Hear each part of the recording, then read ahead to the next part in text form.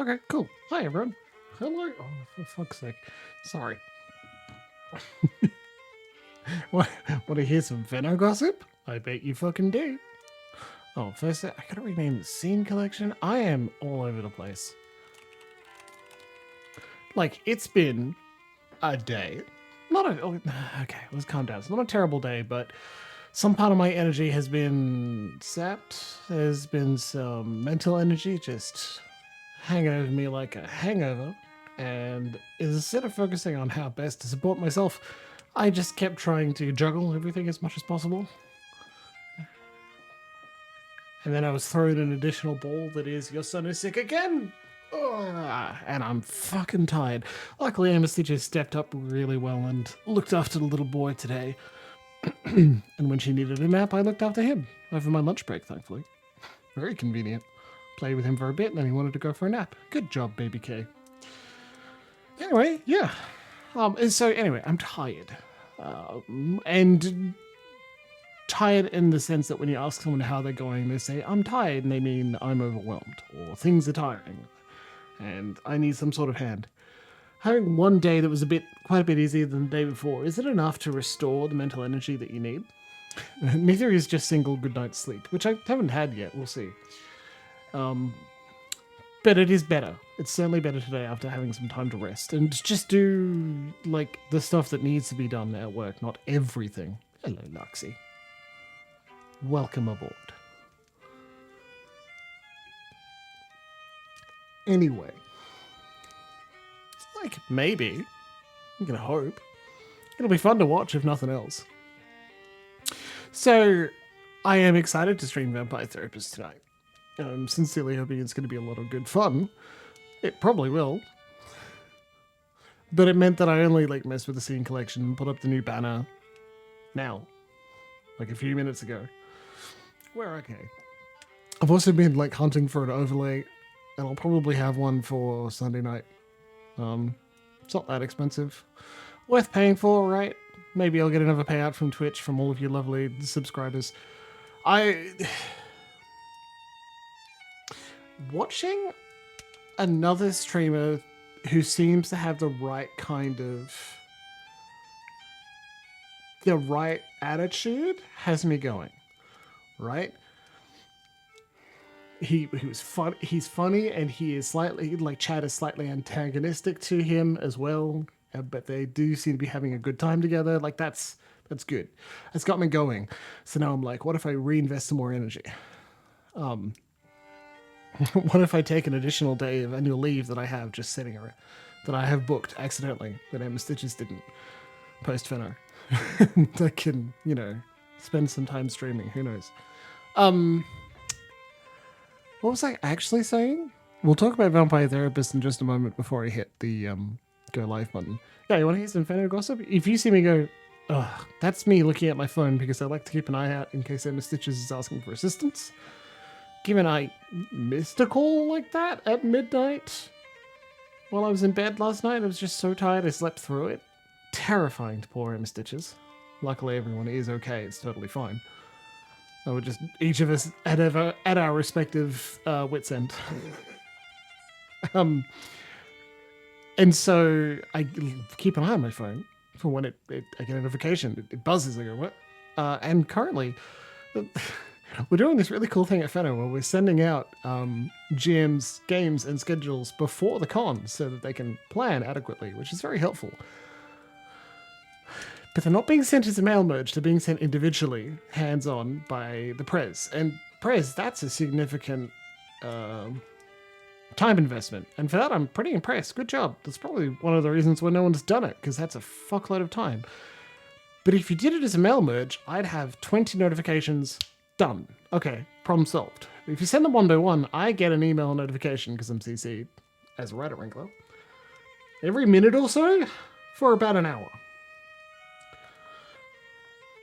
Turn off notifications for emails. Will I remember to turn them back on? I have the forgetting things disorder. So.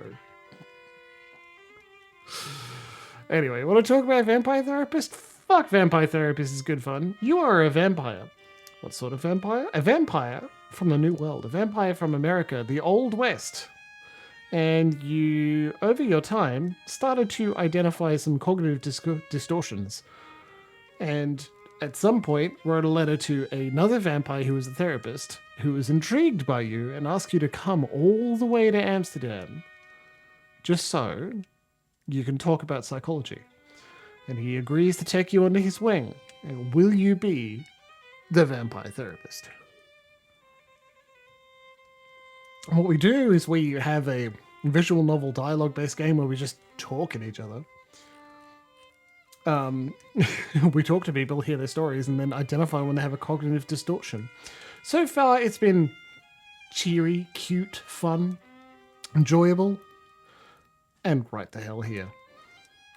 We have a small Gimbals box. So you can see more of the game when it appears. Come on, buddy. Game capture, vampire therapist. You can do it. You can do it, buddy. Yeah? No? There you go. Good job. If we click the continue button, we can keep going. It's visual novel era, by the way. It certainly seems like it. Because Slay the Princess has a very large update out tomorrow. I was going to start playing it. Thank you, Rhett. But I saw that, hey, there's going to be a massive update in the next month. So I went, all right, I guess I'll just wait. And now, after that, I want to continue doing Book of Hungry Names, which also has a large DLC.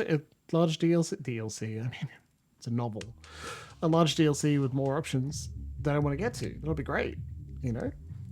I don't know how much of that will be. Oh, yeah, there's also, I still have this. You want to have deep thoughts with Professor Gimbals? Who doesn't? We're playing Vampire Therapist. Is this, anyone seen, like, the film Field of Dreams? Sorry, spammers. How a dude wants to reconnect with his dead father, so he builds a baseball stadium. That's got an impact on a lot of men and traditional masculinity because, like, doing an act instead of being open about your feelings is just something that happens. Really? I haven't heard of Field of Dreams? Okay. It's on my server. Anyway. I want to replay the game Pentiment because I've played it through once, and I want to either stream and record the playthrough while talking and or thinking about my son baby K and my father, because that's just a thing you do when you're middle-aged, I guess. Middle-aged gamer. It's an old film, Luxie. I'm just going to turn on monitor capture and so you can see this. Field of Dream, 1989.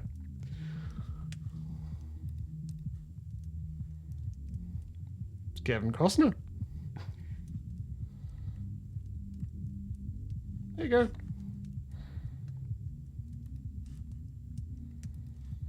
The Rock's been there a while, she says. All right.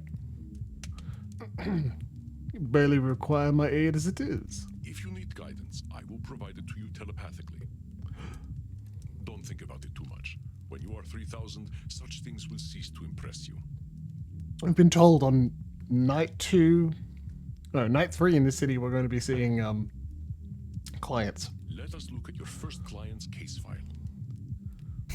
Dr. Drain, huh? You ain't got no first name? Dr. Drain.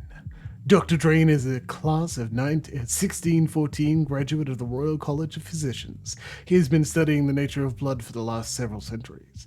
Became a vampire after a post-mortem blood transfusion experiment. Now he runs a global pharmaceutical research company. Is now concerned that he has developed an addiction to a drug of his own formulation. Suggestion. Detected strong irritability on the phone. Investigate Drain's drinking and sleeping habits. Many vampires go by one name. Families and titles seem to become more abstract after a certain age. Yes. I think I can do that. Game volumes maxed. Hello, Popsicle. I have. Huh. So is it funny that he kept the title? No. How about I'll turn my voice down, and you can turn everything else up.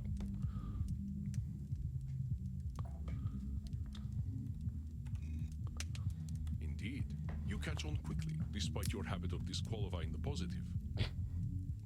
That's one of the cognitive distortions that we're focusing on this game. I gotta say, for a mechanism to teach the basics of brains and CQC, it's been a long time since I've played Metal Gear Solid 3. Jesus Christ. Getting the basics of CBT. I will let you work now. I shall be meditating in my coffin, but I will sense when you need my help. But You're on your own, Sam. Get in the big chair. Samuel, I know you can handle this. Be yourself and all will be well. Satan bless it all, I hate flying. Fuck, that was fast. Oh, hey there.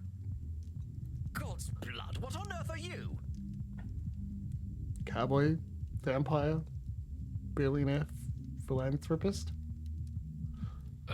My name's Sam. I'm the new therapist. Make yourself comfortable, Dr. Drain.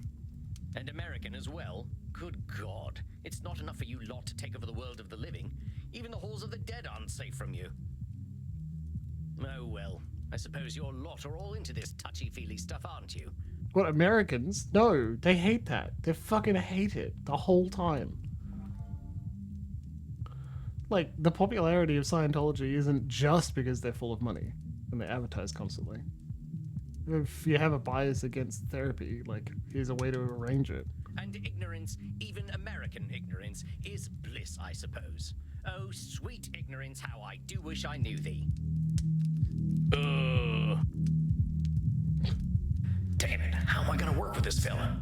I gotta ask Annie. That might help. Are you alright, Samuel? You gave me this fella as my first client? Yeah, he's fine. Don't worry about it. Why not? He is clearly hiding very little about his state of mind. See the scan lines on it? It might be hard. Unless you're watching on a big screen. How am I supposed to help him when he already sees me as the bad guy? Use your instincts, Samuel. Think about how you have felt in your darkest hours. What does this poor vampire want? Ooh.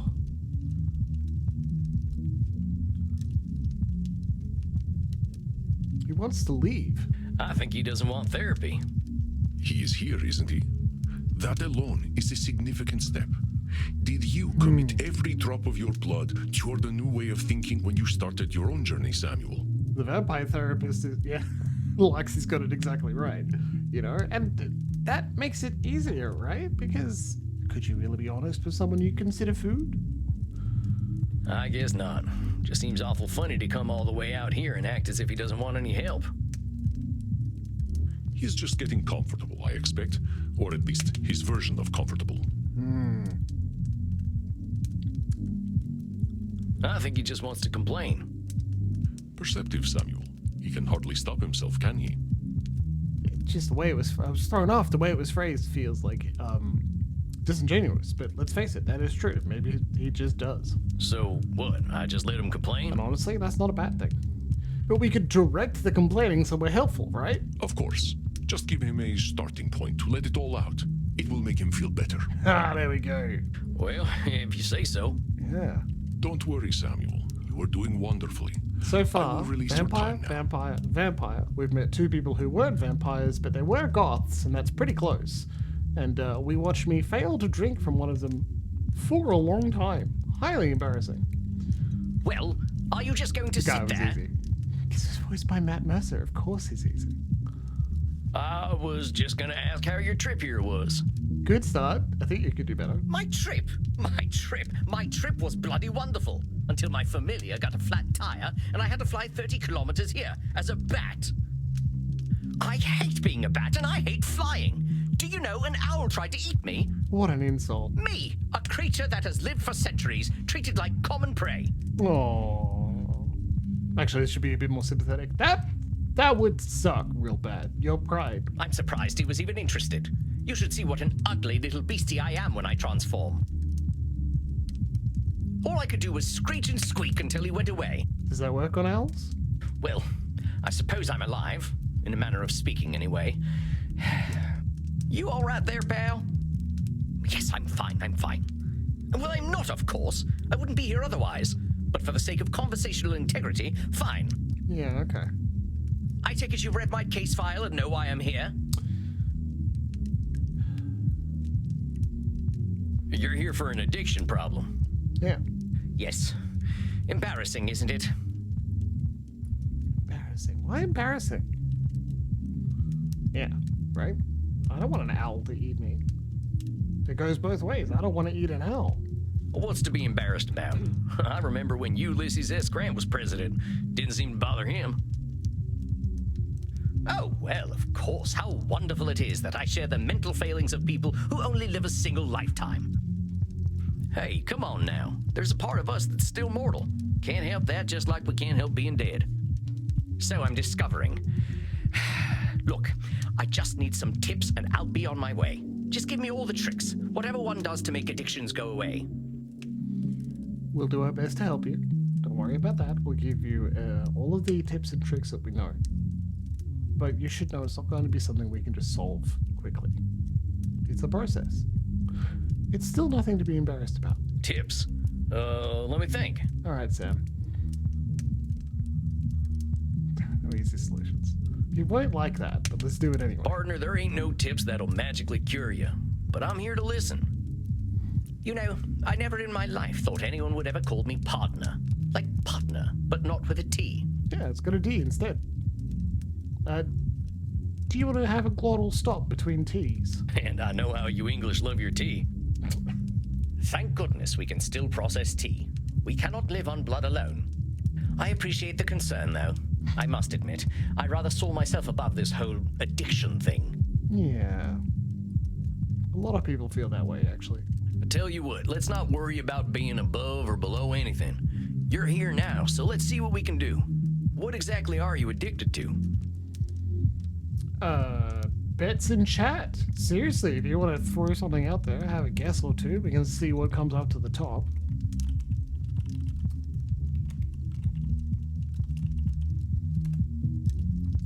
I've got one suggestion. What's wrong with a nice Mai Tai? Fruit. Whoa, that could work. Yeah, bat-like, exactly. What if you turn into a fruit bat? That could also be embarrassing. Mai Tai fruit tea. Let's go. It's a form of plasma, a catalytic compound of my own design, a necessary component of my own scientific goals. Do you think he means a superheated state of matter? You're losing me. Well, let me try to make it simple. I have been able to replicate and even alter the molecular patterns that vampiric erythrocyte surface receptors receive. Our unique physiology gives us an increased ligand affinity, which is how we are able to process blood the way that we do. I've got an instinctive, immediate, VTM or other role-playing game response to this. Don't you try and science away the dark gift. I can extend this receptivity and thus achieve my true goal: synthetic blood, freedom from the hunger that plagues us, and hope for all humanity. This doesn't sound bad at all. Well, dang, that sounds pretty impressive, Doc. So what are you addicted to? Regular blood? Well, it doesn't taste as work good? without a vampiric catalyst, and that is the plasma I am addicted to. Popsicle, you may have it. Pathetic, isn't it? I have spent 400 years trying to steal the secret of blood, only to be engulfed by it, like Prometheus walking into a fireplace. I'm back on board. That's a great way to use scientific jargon to make the dark gift interesting again. Spent 400 years trying to steal the secret of blood, only to be engulfed by it, like Prometheus walking into a fireplace. Pathetic? Doc, where the heck would you get a word like that? You've come up with a synthetic blood. Man, I can barely get my spurs on some mornings. Yes, and about that, why do you still wear spurs? Maybe you've had a setback or two, but give yourself a little credit, compadre. Credit? For wasting 400 years? practically speaking, I'm in the same place as I was back when King James was in power. Only now I have a drug problem. Are you sure? Perhaps I must face facts. My professor was right. Nothing we ever do will make a damned bit of difference. I'd love to. It's grayed out, Loxy. Samuel, listen to him. Do you recognize his patterns of thought? Both of them. There's some distortions in there, ain't there? Yes. I knew you would sense them. I knew you would sense. Invite him to talk more about this failure of his. I'll do my best.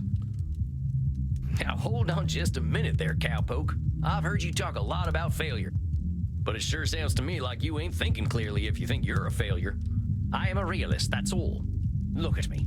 400 years of study and still dabbling with leukocytes. Disqualifying the positive. Yeah, they're on grey now. Ready? Yeah? Not black and white? Not really. Should statements? Well, it's not there in a word. And let's face it, if you're saying something like, by this time, it would be more appropriate if I were. But not a controlled fallacy? Not really. He's not labeling himself. This is disqualifying the positive. I don't know many people who would call working with leukocytes dabbling. I mean, I gotta admit, I have no earthly clue what you're talking about.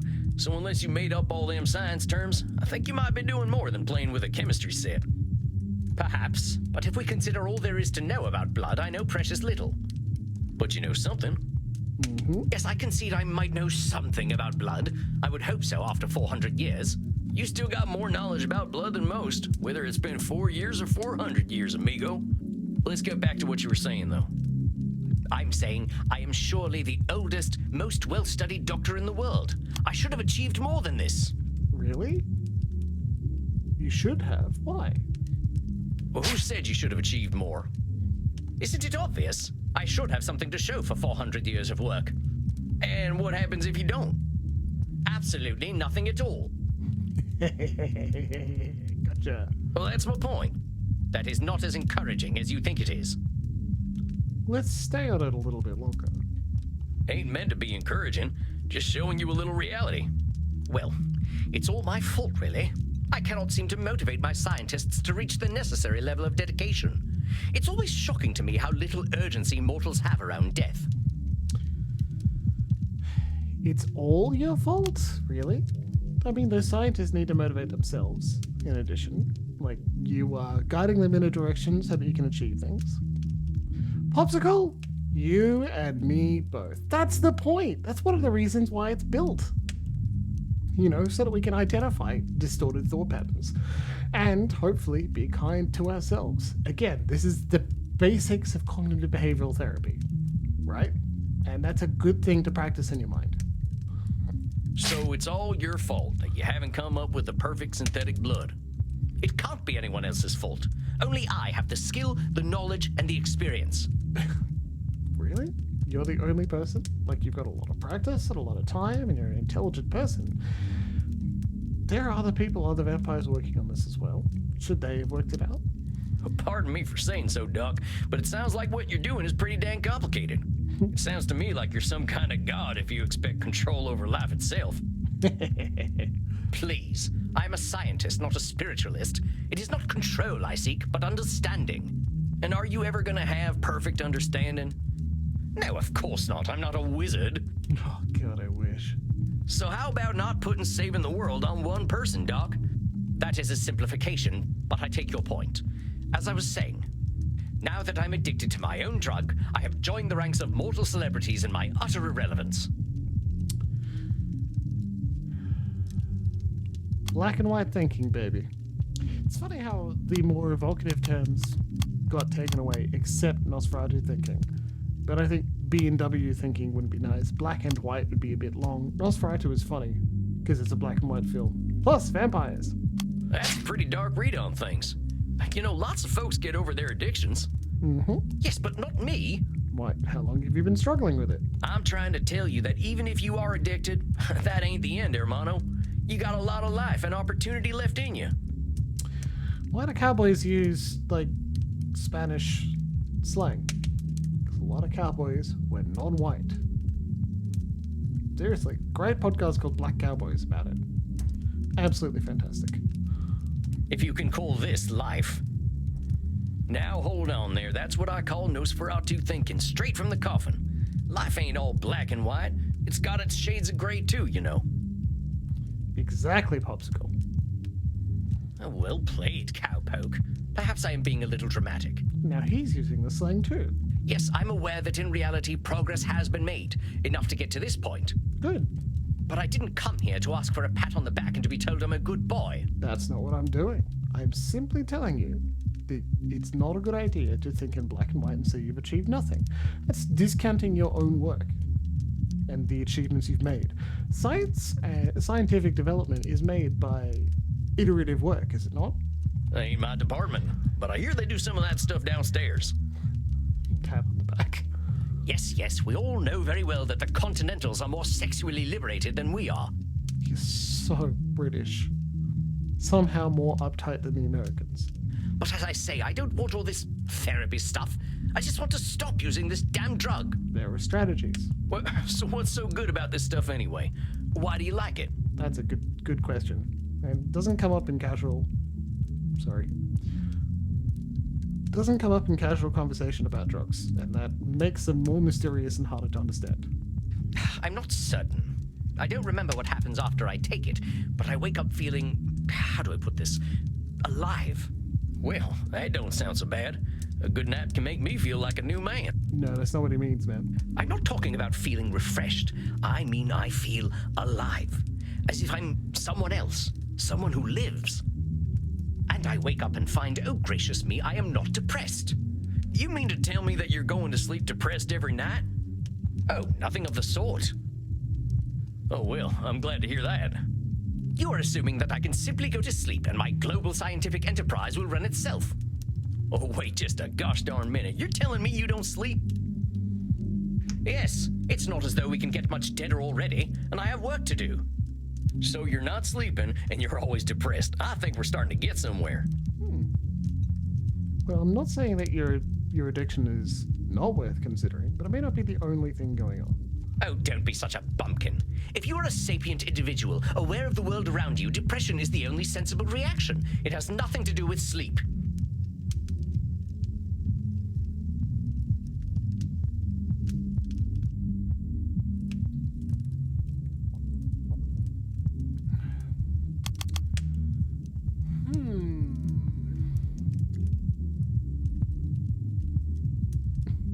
Yeah, and I hate it too.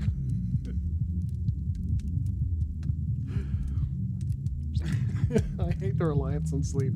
Everyone in our Discord server knows that I complain about how sleep is necessary. It feels like a tax put upon the sentient. You can get to our Discord by typing !class. You can get a message from Streamlabs. You can join us. Anyway, I think this is discounting the positive, you know? Depression is the only sensible reaction. Depression is the only sensible reaction. He makes the goths downstairs seem almost joyous in their perspectives, doesn't he?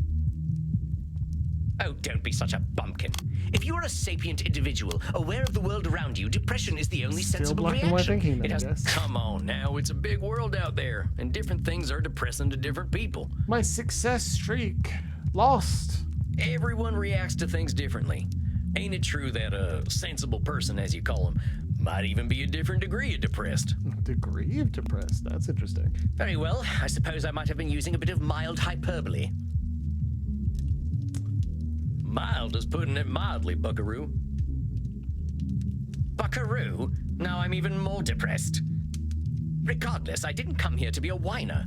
Oh, boo-hoo, unlife is hard. Yes, we all know it's hard.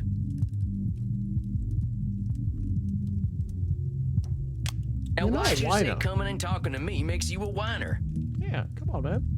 Is that not what I currently am? No, you're talking. It's very similar to how we say people do things simply for attention. Sounds to me like you're expressing yourself. Whiner is the word you used. Yeah, if you want to call it whining, that's up to you. But that's entirely your label. Oh, very well, call it moaning or whinging if you prefer. Moaning, whinging, bellyaching, still all just labels. I don't believe I shall be using the term bellyaching in any case. Okay. But as I was saying, In the moments I wake up, I feel free. I suppose it must be what being an ignoramus feels like.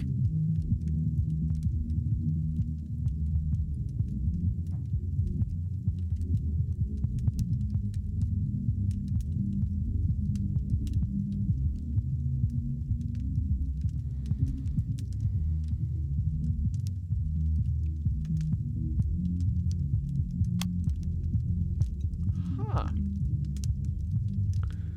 That's a tough one. In the moments he wakes up, he feels free. Suppose it must be what being an ignoramus feels like. Labeling. That's like I'm pointing It at... wears off rather quickly, but I must admit that I've been chasing that feeling of false contentment. You can just move dialogue along. I don't have to pick something every time. Partner, I gotta cut in here. You're saying a lot of things that just ain't true. Let's start from the top. Rolls his back. Oh, don't be such a bumpkin. If you are a sapient individual, aware of the world around you, depression... Regardless, I didn't come here... In the moments I wake up, I feel free. I suppose it must be what being an ignoramus feels like.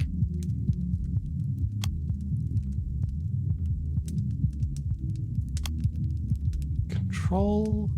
No. Should. No. Black and white? Yeah. Nope. So, for once in his life, he experiences a positive in feeling and he immediately invalidates it. Perhaps we can simply diagnose him as English. In the moments I wake up, I feel free. I suppose it must be... So you're telling me you feel good when you wake up, and then you call yourself an ignoramus? Right. Okay, that makes sense. I get that. Before you even get a chance to reflect on feeling good, you're insulting yourself. That's what I like to call disqualifying the positive. I'm simply stating facts. Stating facts shouldn't impede an argument. Not everything's a fact, dude. That's quite literally a feeling. Well, it was like here. We've actually got a definition in our journal.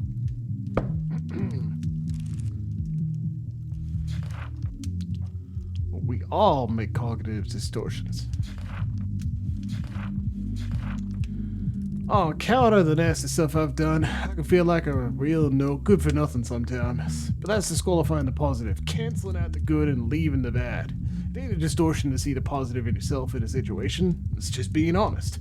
Examples. The Three Stooges just smack each other in the heads a bunch. Though I still like them. Yeah, I guess I can turn into a bat, but any vampire worth their fangs can do that. She rescued a kitten, but she drinks mortal blood every night, so one good deed means nothing. Yeah. So, Popsicle, also, I wanted to check, like, tell me your pronouns if you'd like to, just so I make sure I get that correct, and I refer to you as Popsicle. If you'd like KJ instead, or KJ Pop, just let me know. This one's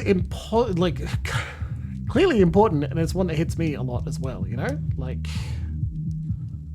it's easy to discount the positive sides and only see the negative. And I guess this makes sense. He feels good in a bit, and he feels good for a bit, and then he immediately says, well, he must be an idiot. What good is that fact doing anyone? It's about as useful as an empty holster.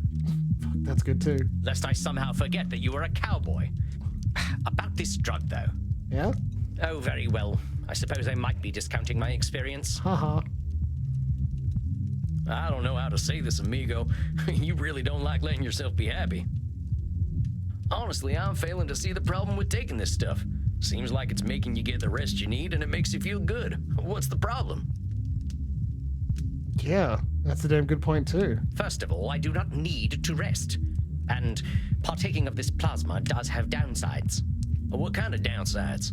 I do not know what happens when I partake of the substance. However, when I wake up, I feel refreshed. But I also smell of blood and sex. Hot. You got it, KJ. Once I even woke up wearing a football jersey. It was most distasteful. Less hot, but still funny.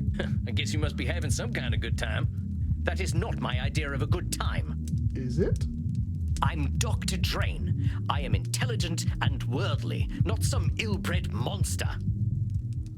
I don't go gallivanting into godforsaken places to engage in depraved coitus and the consumption of dirty blood. Coitus.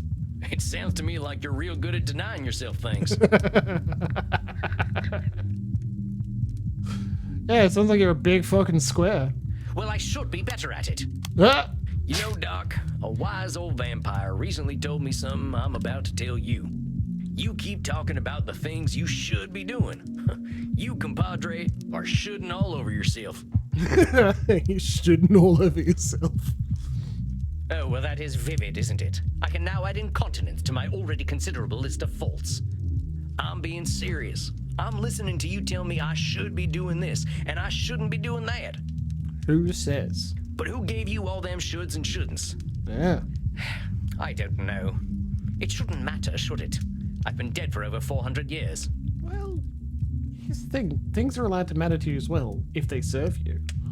If they're a coping mechanism that no longer gives you any joy or helps you move through your unlife, do you need it anymore? Also, I'm not slutty enough right now. Hold on.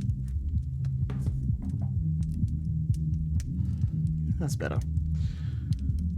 Much better. It's the oldest stuff that sticks with us, amigo.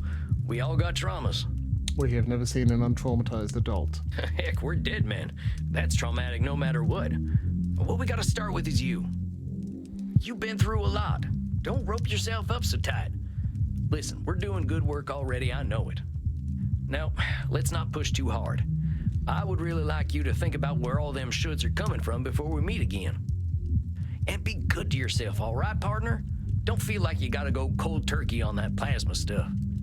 Yes, well, all the same, I'd rather not do it at all. Is that actually gonna happen, though? That's such good advice. Is that actually going to happen? Or are you just holding yourself up to another thing you're not going to meet, right? Because you don't...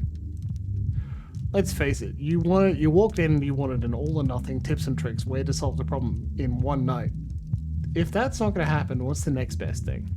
Would you be happy in reducing the amount? Would you be happier taking some, but in a controlled location where you don't taste dirty blood? Does that help? What if you had a minder who looked after you when you take it? It might. You're dipping into it tonight, aren't you? I was thinking about it. Yeah. All right, partner. Just give yourself a little compassion. That's all I'm asking. I'll admit, you've given me some things to think about. Not pleasant ones, mind. In, like, Vampire Requiem or Masquerade, if you wanted to explore this idea further and want to engage with the themes of the tabletop game, because that's what we do here, Professor Chimbles, you could have them struggle with the idea of trusting another vampire or another ghoul or another person enough, because trust doesn't come easily to vampires. So that's where you get some of the internal drama going on. Like, do you really trust this person to be a trip sitter? Do you, like, how do you feel? Are they going to get goss or some way to blackmail you? That's a plot. You can handle it, partner. You're way smarter than I am. Yes, well, that is certainly true. Very well. I shall do some reflecting, inasmuch as our kind can reflect. I shall see you in precisely 4 weeks, then. Farewell, Sam. Masterfully done, Samuel. I knew you would do well, but that doesn't make me any less pleased. First Blood Part 2. Complete your first client session. Well, that was a hell of a rush. That fella's holding on tighter than a holster to a gunslinger's hip. It felt real good to help him look at himself a little more kindly. Good, Samuel. Treasure this feeling.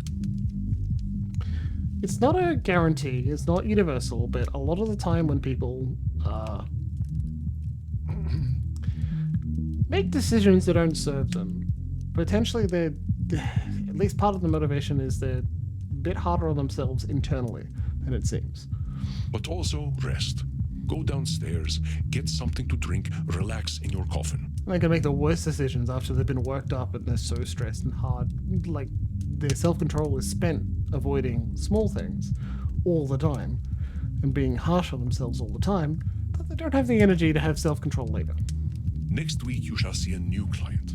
I think there will be an interesting challenge for you. Interesting challenge for you. I bid you good evening, Next Samuel. week? Oh man, we have a bit of time to practice. You too, Andy. Well, I guess it's time I got me some grub. I hope we see the goths again. Give me the goth.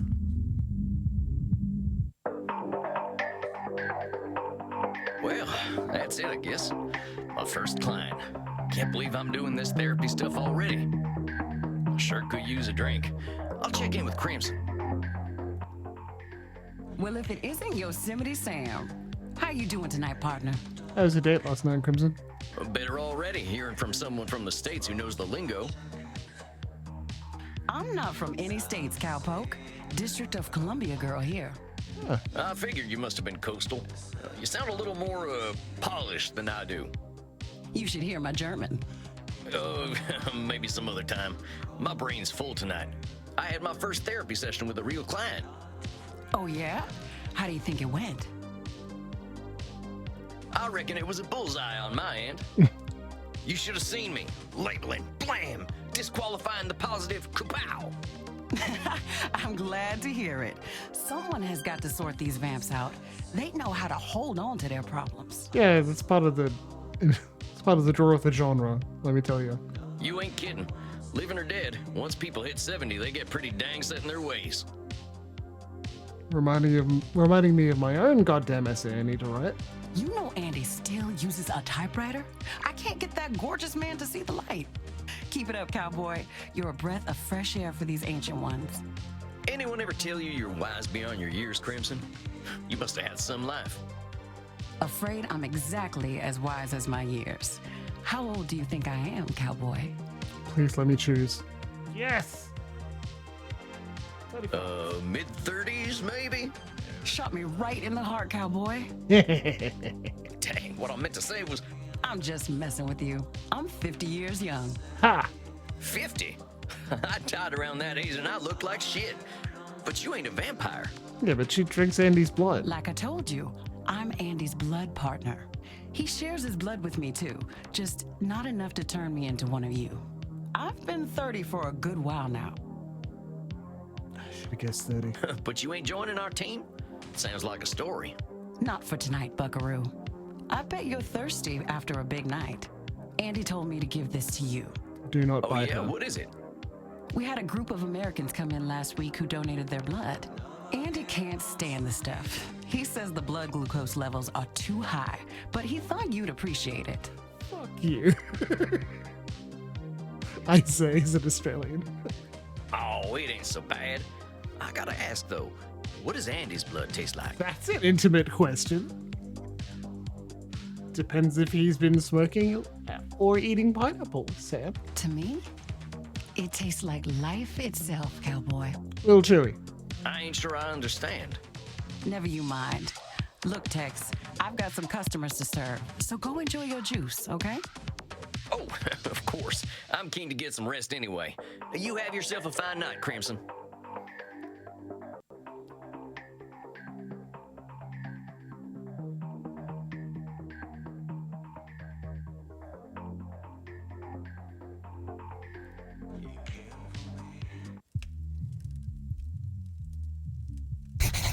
There he is, my incredible protege. It's part of the brand, Loxy. I'm sure many people remember the several paragraphs I wrote about getting a vasectomy and then sent around with the title Unsolicited Penis Advice. Like, Come on now, I have no idea what I'm doing. Evidence stands against that reasoning, my friend. Do we need to talk about disqualifying the positive again? it's so easy. It's so easy to forget to treat yourself the way you treat others. All right, I get it. I guess I've been muddling through okay. Yeah, does that feel a bit more balanced? You've been doing wonderfully. I hope you are ready for a bit of a challenge tonight. Yeah. Your next client has been known to be somewhat difficult. I just know at least one person who is at least a little bit mentally unwell and muddling through life and doing pretty well and looking after themselves now has Ender Marcos's voice in their head saying nice things about them, and that helps them get through the day. And I, for one, think that is gorgeous. Here, look at her intake form. Oh, yeah. Let's go. What do we got? Isabella Deste. Dang, she's got some funny tasting hats. All right. Isabella Deste, age 550, gender female, origin Renaissance. Intake information. Isabella d'Este was a key figure in the Italian Renaissance. in Italian Renaissance. There you go. Funding the works of Leonardo da Vinci, Andrea Mantegna, and Michelangelo. She received a humanist education and knows much about history, art, music, and philosophy. She comes from a highly aristocratic background, but has endured considerable family issues through the generations. She states that she's undergoing an existential immortality crisis. Suggestion, Mr. G, that her life and unlife have both been meaningless. Suggestion, be exceedingly polite.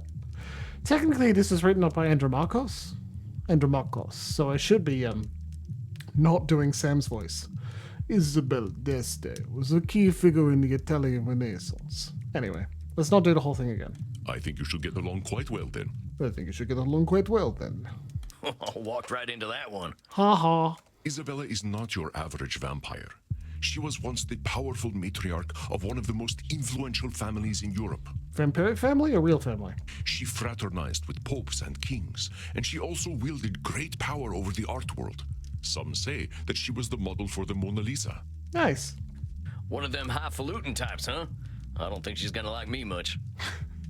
She is as human as any of us, Samuel. I already know you will find a way to relate with her.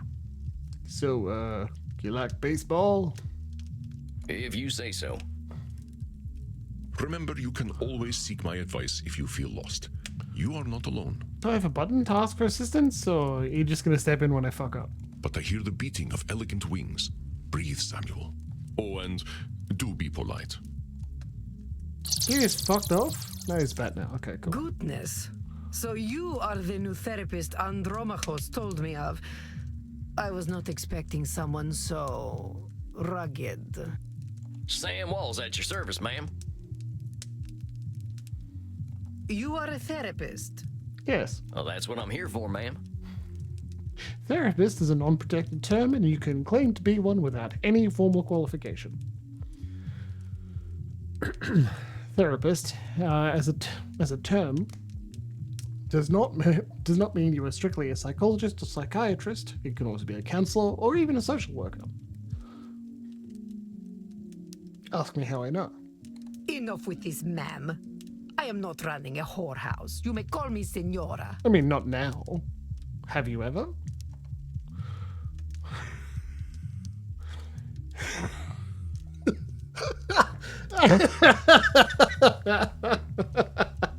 Fuck. Okay. Phonetically, what's closest? Alright, Senora. Senora? No. Alright, Senora. Alright, Senora. All right, Senora. Oh, fuck. That's not it. You have seen my what? Have you been peeking under my skirts, young man? We were wrong, Loxy. Puzzle plus. Huh? What are you talking about, lady? Signora. Say it. Signora. Signora. Signora. Signora? Porca miseria. This is not going to be easy, is it? Gotta go with Italian. Couldn't have a French one, huh? Therapy ain't never easy, Senora. I have not been practicing enough French lately. It's my own fault. So, therapy is always easy then. I said it ain't never easy, Senora. Is therapy easy or is it not? She's fucking with you. Not, I guess. Oh, how are we to examine my inner demons if your own speech is so diabolical? You know what? Let's start over. Greetings and salutations, Senora. I am most honored to receive you in my humble office. That's pretty good. Very well. I suppose it will do. I'm just here to help, Senora. It says here on your intake forms that you've been having a tough time lately. Do you think she filled in the forms herself?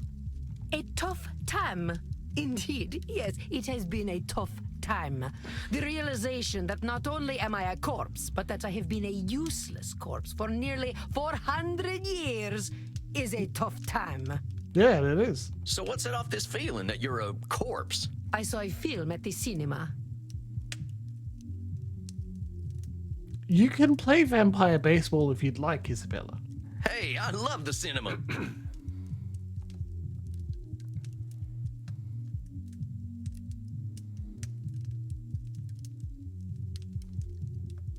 Hollywood glamour? I can't get enough Hollywood. All that glitz and glamour. Them celebrities sure know how to look good. I'm starting to regret this decision. Per favore, they look like employees of a peacock brothel. Is that a brothel for peacocks? Or a brothel run by a peacock? The battle between licentiousness and chastity has ended, and chastity has been utterly degraded on the battlefield. Woo! They should be ashamed of themselves, parading their young flesh for the adulation of fools. Woohoo! I could teach them about proper fashion, but alas, they would be incapable of hearing my wisdom. Somehow you're infinitely more annoying the British man. I can tell I'm barking up the wrong tree here. Let's go back to this movie you saw at the cinema. It was a most terrible film, one that shook me to my core. The pain of it lingers with me still 5 years later. Well, movies can be pretty powerful. Heck, I remember seeing one of the first films. There was a train coming right for the audience. We thought we were dead for sure. No shit. This film was not powerful, it was meaningless. It said nothing, did nothing, less than nothing, as loudly and garishly as possible. I just don't think she liked Avengers Endgame. And the audience, fools that they were, cheered, applauded this desecration of the mind. I hate this film with all my being, for it has done the cruelest thing. It has revealed the dark truth. This life that I cling to has no purpose. Wow. That's some strong ennui you've got going on.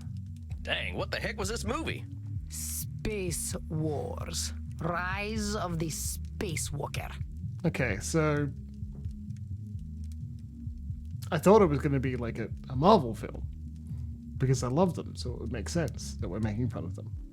Well, wait a minute. Space Wars, the big science fiction franchise? Yeah, wars in space. Yes, I believe it is important to understand modern media diets. But that's the movie that gave you your personal crisis? Sam? Mind your tone. Do not think me a fool. I know it was not high art. But the money it made, it would make even the Pope blush. This stinking trash. This is what the people want. You see, I understand now. My attempts to infuse art with meaning were pointless. All that I am, all that I ever was, is Good night, dead. KJ. Thanks for dropping by. Hope to see you again. Nosferatu thinking. Wait, no. Disqualifying the positive? What do you think?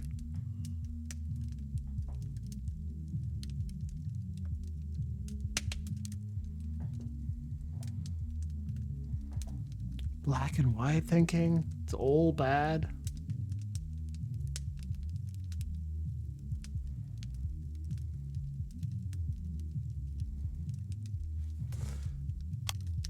Fuck. For such a complicated woman, the answers are overly simple for Senora d'Este, are they not, Samuel? You're overthinking it? You don't seem that dead to me. We're having this conversation, ain't we? You ain't just lying there decomposing. Just point out. It is no different. I might as well be rotting in the ground. Why? I think you might get pretty bored. Are you getting smart with me, boy? Look, I'm just talking facts. If you're saying all you are is dead, I think you might be doing some Nosferatu thinking. It ain't black and white. You're here. Have you seen Nosferatu? It's a film that's worth seeing. But let's go back to what you were saying. Once, I elevated art, and all the world benefited. Why have I lost my power to elevate art now? All the world benefited? There's a lot of people, and they got a lot of different preferences. You can't get them all, can you? And now there's even more people. But I could, once upon a time. You can't reach everybody, Senora. I hadn't even heard of the Mona Lisa until about 1911. Did you have any schooling whatsoever? No, I didn't. But I don't think anyone in my time knew about the Mona Lisa either. Oh, how wonderful. You add to my despair. I'm saying you can't reach everyone, even in your own time. That is true. I doubt the rabble had much of an opinion about the so-called great masters. We only know what we know. But you were saying. It was all for nothing. What good was guiding Da Vinci when they sell the Mona Lisa on beer coasters? Oh, come on now. Just because the Mona Lisa's been on a coaster doesn't mean that's all it's ever been for. I think you might be downplaying just what an impact you've had on the world. The world needs no help from me to reduce my life's efforts to cheap commodities. Have you read an important philosopher by the name of Marx? So just because something gets printed on a t-shirt, that cancels out everything that's good about it? Yes, that is exactly what it does. Or Che Guevara? And I thought I was good at disqualifying the positive. It should not be so. Art should have meaning, purpose. Beauty should expose truth. This is a clear should statement, but how Sam is going to tackle it is interesting. Because it might just make her more depressed if we say, who says that it's supposed to have those things? You're saying art should have meaning and purpose. But does all art need those things? That's a good one. Does all art need it? What is the purpose of creation otherwise? How about if I just like doodling? Ain't that a good enough reason to draw? It is a pointless reason. Well, maybe I want to do something pointless. All I'm saying is that I don't have the same shoulds you do. That's a good one. Perhaps you should. But I don't. I'm gonna do what I'm gonna do. Which is speak like a peasant. Heck, that's what I am, Senora. Ain't nothing gonna change that reality. Let's get back to what you were saying. But it seems I am just a dead woman. A walking corpse who is not worth listening to. I should walk into the sun. Now, why have you gotta go and call yourself names? They are not names, they are my reality. I am a dead woman, and I am a corpse, am I not? Again, you're conversing. That's more than any normal corpse. The labels are reducing you. You don't need that. Is that all you are? Yeah. This is how I am defined by the world. Really? Seems to me you're the one using them names. Hell, I think I'd be a little afraid of calling you a corpse. Nice. As you should be. Allow me to continue. You know, you make me sound rather mad. Like an old woman, railing at the world, screaming into the void, all to no purpose. Look, Senora, all I'm trying to do is show you where you're a little rigid in your thinking is all. You're expecting a lot from the world and a lot from yourself. It ain't no surprise that you're gonna be disappointed over and over again. I suppose that is some insight. Indeed, I have been in a state of disappointment from the moment I was 16. I know some people like that, yeah. What happened when you were 16? I got married. I think I get it. You absolutely do not get it. You are a man. Well then, help me understand. Frankie, my husband. He taught me the meaning of disappointment. He taught me the world was built upon lies. These things men proclaim as values. Truth, beauty, the spiritual. They were all fiction. How did he do that? But if men did not live according to principle, I would. I would set the example and shame them all. Yet, what a fool I have been to think humanity had greater aims. So, what's this greater aim you're talking about? I received a humanist education as a child. I was taught that the pathway to God was through rationality and a questioning mind, not slavish devotion to tradition. This world is not Eden, but it could be. Or so I thought. So you're talking about a literal pathway to God? No, fool. A pathway to godliness. To live according to our natures. Our Slavering true moron. natures.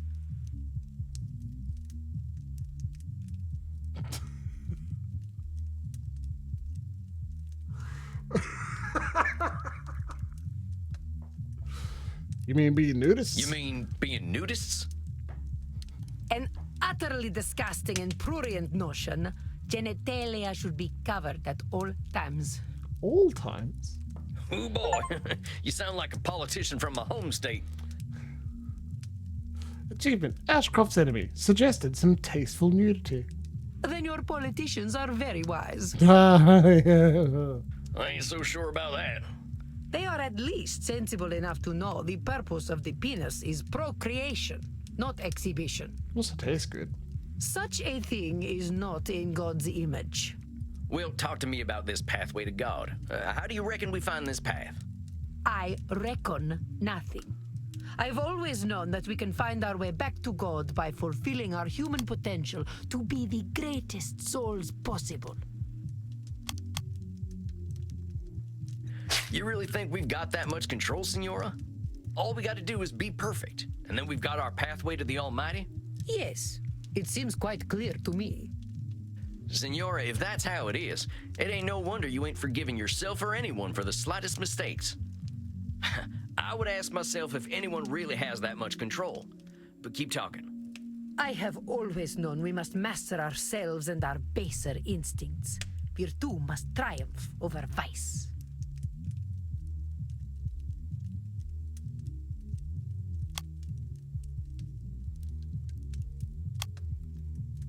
You know there have been many entities over time that have tried to control humanity. They have all failed, and the Senora would do well to remember it. I have all... You've been around a while, Senora. In all that time, when have we mastered ourselves and our baser instincts? Not a single day. Men especially have no bottom to their depravity. I've known a few depraved bottoms. All right, fair enough.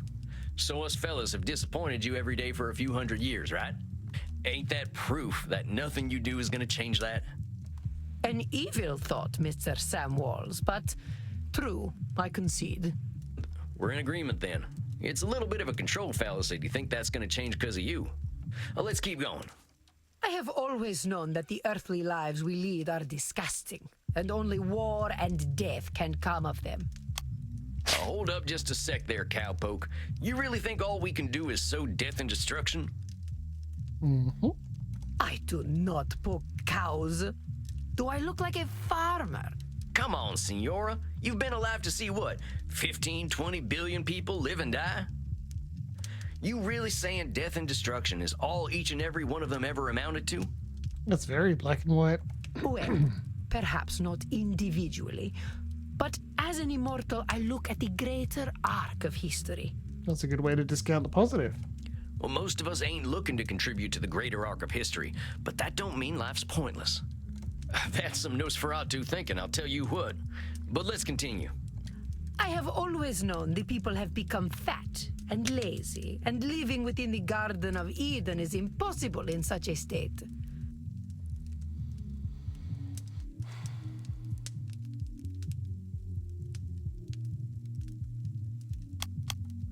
Sounds to me like you're coming up with labels for kicking people out of the Garden of Eden.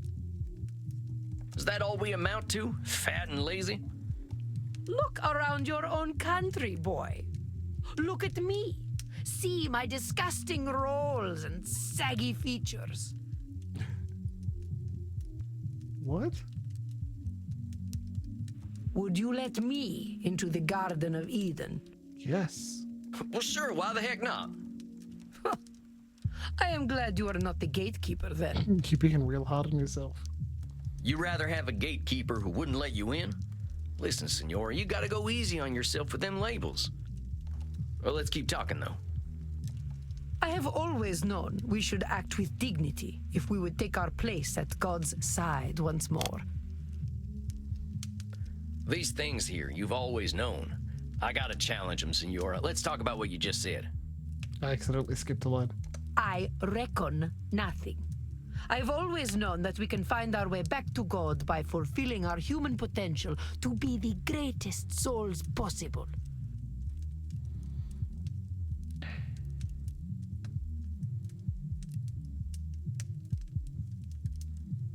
So what happens if we don't become the greatest souls possible? Then godliness is denied to us, as it should be. So it's limited to a small amount of people? So either we ascend or we're nothing, huh? And God's love is well and truly limited? I am glad to hear you are not as foolish as you look. Oh, let's be honest, Senor. Plain folks like me ain't got aspirations of being as good as Jesus Christ. Ain't he supposed to be a forgiving sort anyway? Oh, let's just get back to what you were saying. So you think you are so very clever, do you, boy? That by pointing out my distortions, you have won? I'm not trying to win. That is where you are truly the fool. I already know how wrong I have been, that I have been chasing an impossible fiction all my life.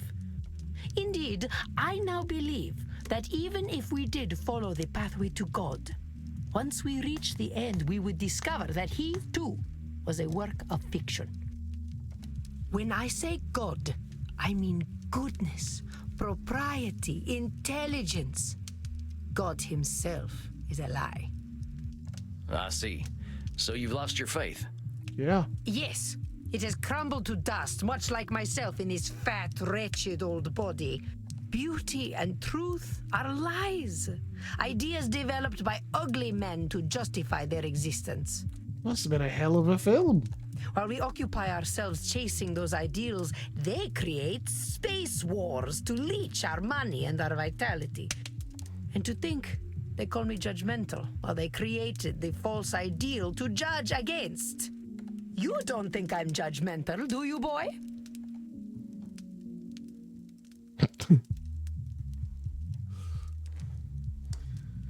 Yeah, absolutely. I wouldn't put it that way exactly.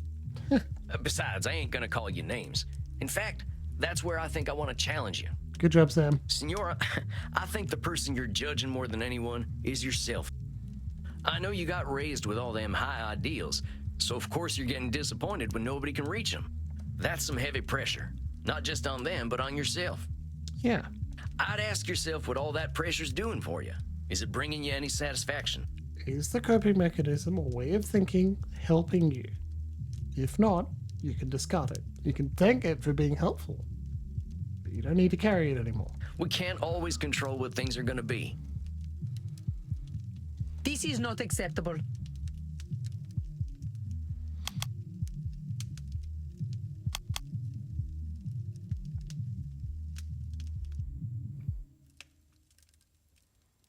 Hold on, I know this one. What the heck she mean it's unacceptable to not be in control all the time? Right. Say that again, Senora? I said it is not acceptable for things to be as they are. I got some bad news for you, Senora. None of us really has the power to change the world on our own. Not even a clever lady like yourself. I suggest we start working on ways of helping you find a way to accept the world for what it is. But the world is base and unworthy. Remember that term I told you about? Nosferatu thinking? You're gonna strip all the color out of the world if you keep doing that. The world's a lot more than just base and unworthy. Nosferatu thinking. I am not used to having my own thoughts thrown back at me. Hello, Leona. Well, that's why you're here, ain't it? I ain't gonna help you change the world, Senora. All I can do is help you find some other perspectives. I suppose there is a certain simpleton's wisdom in the way you speak. Yeah. See? Wisdom of the Pharisees. Thanks, I guess. Very well, boy. I will consider what you have said. We will meet again in exactly 4 weeks. Do we have an understanding? Yes, indeedy, Senora. Ugh. Please learn to speak properly by then. That will not happen. Well done, Samuel. I believe you handled Senora d'Este quite well. God, she has a lot of bats in her. Like, that's a lot of bats. You kidding? That lady straight up hates my guts. Samuel, if Isabella d'Este hated your guts, she would not be shy about telling you so. That I believe. The older we get, the harder it is to gain a different perspective. Have patience. We are not all as wise as Samuel Walls. Guess it's just that simpleton's wisdom, as the Senora called it. How do you mind being called a simpleton? Do not adopt her labels, Samuel. I will not stand for it. I know she was a challenge, but you rose to it as I knew you would. I think you deserve a night of hard drinking. What do you say? Hot. You don't need to tell me twice. I gotta get some of that sweet plasma from the from the dude I saw last night. All right, Andy. I'll see you later then. Indeed, Samuel. Enjoy yourself. Excellent work tonight. Rest in peace. If you think it's funny, clip it. You know, you're gonna help me get rich and famous. #1 streamer. Kick critical role at the top of the That's enough abuse stack. for one night.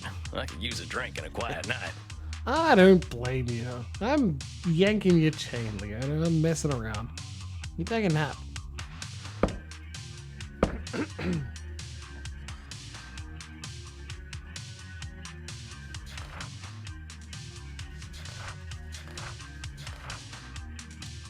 Met the first client tonight. And oh boy, he did not like me much. Sounds as though he doesn't like anybody much, though. So I can't be too disappointed. Poor fella. I ain't never seen anyone so high strung. Well, maybe Christopher Jones. 80 years later, and the memory of him still makes me laugh. Kitty even hated John Murrow. I think all his animals loved him. She would hiss when eating her food. It was the darndest thing. Picked up that this Dr. Drain is a real should statement kind of fella, but I think I can help him out.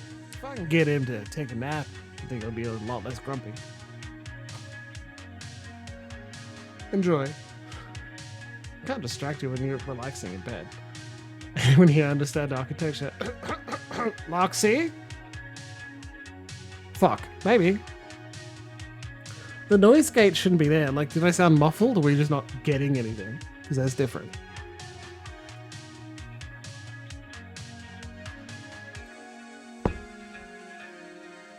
Hey, cowboy. Why the long face? I drank, like, a lot of horses earlier in my unlife, and thanks for asking. I used to say the same thing to my princess. Was she a horse? Your daughter. My horse, actually. She never really understood the joke, but I still like telling it to her. You didn't answer my question, gunslinger. What's got you down? Oh, I just finished up with my second client. She gave me a tongue lashing to remember her by. Hot. You ever talk to someone who's so educated and refined that they make you feel like a space alien? Oh, don't do that. She does not like space aliens. Only everyone I ever met in law school. At least until I learned to speak their language. You're a lawyer? Was, and no, I wasn't the blood-sucking kind before you start with the vampire jokes. Just a wide-eyed DC do-gooder. But I get what you're talking about. People can use language like a membership card. You don't... Well, that's just what I mean. I Dang. just ain't sure I've got the lingo for a 500-year-old high society Renaissance woman. She's gonna have to deal with it. It is her decision to stay with you as a therapist. Well, how do you think your session went? Think she heard you? That lady was ripping into me from the moment I saw her. She was calling me peasant like it was the worst thing a person could be. She looked at me like I was a dog that had just done its business on the carpet. How am I supposed to get through to someone who doesn't respect me? Well, let me ask you this. Is she coming back? Yeah, see? Well, yeah, she said she was coming back next month. She's gonna take the responsibility to continue seeing you or not, and you're allowed to take some sort of solace in that. Sounds like her words and her actions aren't lining up. Far as you know, she could have a crush on you. Leona Lexi's burying the lead. She has a qualification. But as much as I tease her, not the title. I doubt that's it. But you got a point there. If she'd gotten nothing out of our session, I doubt I'd be seeing her again. Maybe I'm just tired. I could use a drink. What are you in the mood for? Men? Women? Something a little more off the beaten path? She got a horse? I think I'll have some takeaway tonight. What have you got? Here, try this. Should put some color in those cheeks. You really ain't squeamish, huh, Crimson? Nah, healthy blood never hurt anyone. I've been hanging around vampires for 20 years, and they aren't so scary. Not even Bert. What, that old pointy-eared teddy bear? He's a total sweetheart, unless someone gets aggressive or touchy with the customers. What does he do then? They get a stern warning. And if they don't listen? Why, then he eats them. That's the spirit. I know, Lexi, that's why I tease you about it. Vampire, however, not a protected title. Well, maybe he is a teddy bear. I met Teddy Roosevelt back in the night, and I'm pretty sure he would have done the same thing. speaking of which, I gotta thirst something fierce. I think I'll head back to my coffin for a little rest. But you have a good night, Crimson. You too, Sam. Don't let the Draculas bite. Time to crack open a warm one. That's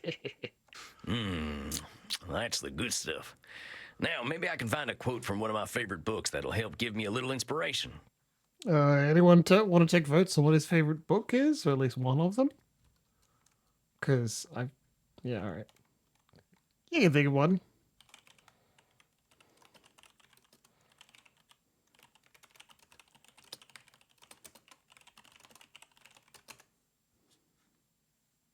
Feel free to guess yourself, friends.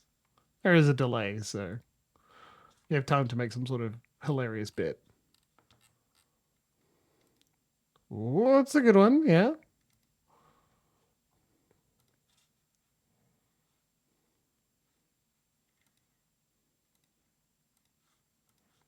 Or I could watch the Three Stooges hit each other a whole bunch. Or I could just go to sleep. What's it gonna be, Sammy boy? Thoreau. Oh, fucking course. I never get tired of these jokesters. Night night, baby K.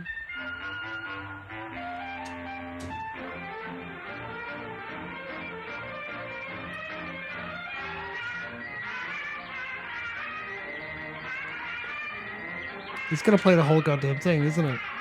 I joked that they could do this, and they are actually doing it.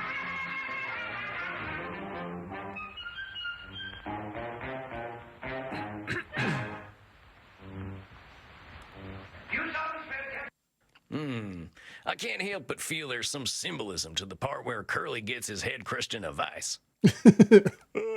All right, it's enough for one night. Time for some rest. I hope my next climb will be a little easier. Hell of a rub roy. No, I'm not. I'm out of vermouth. I'll make something nice.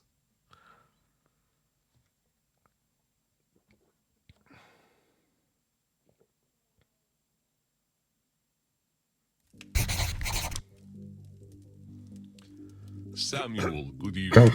I am glad to see you looking so fresh and well Jeez. slept. I got another journal entry too. Hup.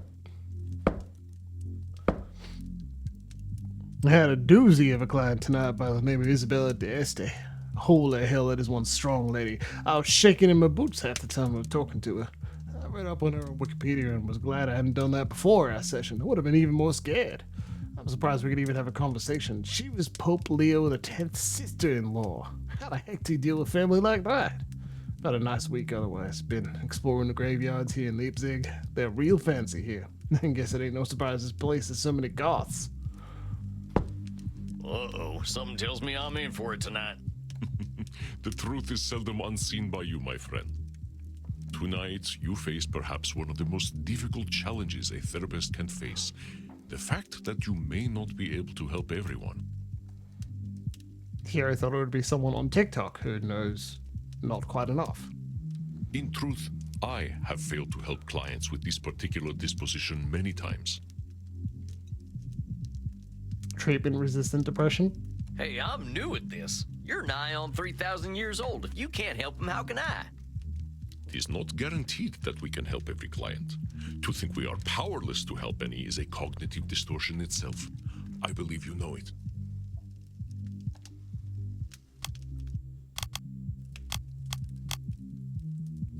Has it shuffled my things around?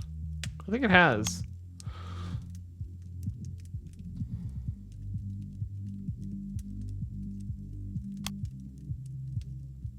Come now, Samuel, you are more capable than this. What distortion is it to believe that we cannot help anyone? Yeah, all right. Control fallacy, I know. I can help some folk. That's right. Here, take a look at this case file. Theater feller, huh? I've known a few of them in my time. They can be a little, self-absorbed. Edmund Kean, 237, male, British. Edmund Kean was a highly influential Shakespearean stage actor during the Georgian period. He is credited with more personal interpretations of character as opposed to pantomime performances. He lived a tumultuous life on stage, dealing with alcoholism, sex scandals, and entitled behavior. He wishes to return to the stage, but expresses great anger at critics who might review him poorly. He demands respect as the greatest actor the world has ever seen. He's looking for therapy because people don't like him, it says? He is one of the most revered actors in all of history. So he might have a few cognitive distortions. A few. He may not recognize them, Samuel, but all you can do is present reality to him. He comes. Remember, I will give you whatever advice I can. Good luck, my friend. I hope I'm up to this. What is this vampire I see before me? I'm Sam Walls. I'm your new therapist. Your dress, your bearing, your hat. You also are forgotten by time. Oh, how fortuitous! A kindred spirit, perhaps. A therapist should know pain, I say. Most excellent. Tarnation. Can't get a break with this here hat of mine. No, it's perfect. Do not change a single thing. It gives me faith. Faith, my dear vampire, that you can help me. That you can help. I'm gonna do everything I can. I promise you that, amigo. Do not do so lightly. Darkness dwells within my damned soul. You journey into my pain at your peril, and I cannot be your Virgil. Okay. You're who now? Anyway, you wrote in your intake form that you're here because... Oh. Resist, Chimbles. mortals don't appreciate you, you said. Treat him seriously. Indeed, and I fear they cannot. They must die to appreciate life. As mortals, they cannot ask the immortal questions. What is life for us who do not live? Why are we here? Why do we continue? What do we do when death has no meaning? Yeah, good questions. Very interesting ones. I'm glad you're thinking about them. That's some of the great purposes you can have as a vampire. And what a piece of work is vampire! How noble in stature, how infinite in life! Requiem. In form and moving, how express and admirable! In action, how like a demon! In apprehension, how like a bat! Ah, the beauty of the night! Yes. And yet, to me, we are but the quintessence of dust. Where's Comrade? He would fucking hate this. Dust upon dust. Already that whence we came. Well, that was a lot. Achievement. Dino buff. Let Edmund perform his monologue. You understand, don't you? Death has no meaning, because life never had meaning. Never? To die, perchance to sleep. All right, that's enough of that. Before we answer the question of why we're all here, why are you here? Yeah, there you go. Well, that is, what exactly drove you to me, partner? Pardon? Oh, that.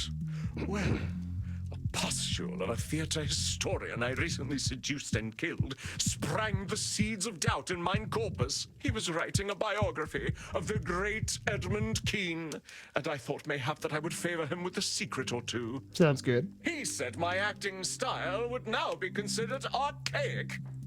Well, yeah, man. You've been dead a couple 100 years. Though I drank him to the last, I fear his cruel barb was sharper than my fangs. This embossed carbuncle of corrupted blood caused me to doubt myself. Are all men such fools? Will I ever find my audience again? Or did they die long, long ago? Help me purge these mortal concerns from my mind, dear man. We're always gonna have doubts, compadre. That's normal. But I think I can help you see things a little differently. So, he said your acting's out of date. Why don't you just tell me why it bothered you so much? Because it's simply not possible. Acting became a noble craft entirely because of me. In truth, I am perfect.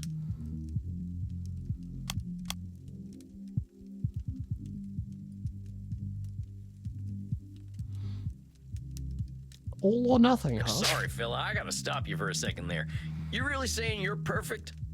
Oh, Not at all. I'm not a narcissist. I believe I would find myself quite inept at, say, street cleaning or dishwashing. But as far as acting is concerned, yes. If an actor be assessed, you would assess him on the scale of Edmund Kean. You're exhausting. Oh, come on. You ain't ever forgotten a line? I suppose, on occasion, a line has left me due to circumstances beyond my control. But that is the fault of alcohol, not of Edmund Kean. So in those times you were drinking, you might not have been perfect. And the acting world kept on turning. Oh, come now. I was clearly exercising some dramatic license. It is not so black and white. Well, that's exactly what I was trying to say. But keep talking. We got some more stuff to sort out. Oh, there are celebrated actors in these times, yes. But any success they have is due to my beating the path for them to follow.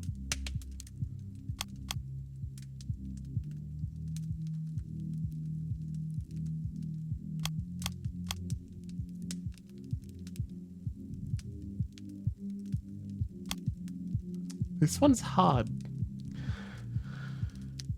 Celebrated actors, but any successes they have is due to my beating the path for them to follow. That sounds kind of again.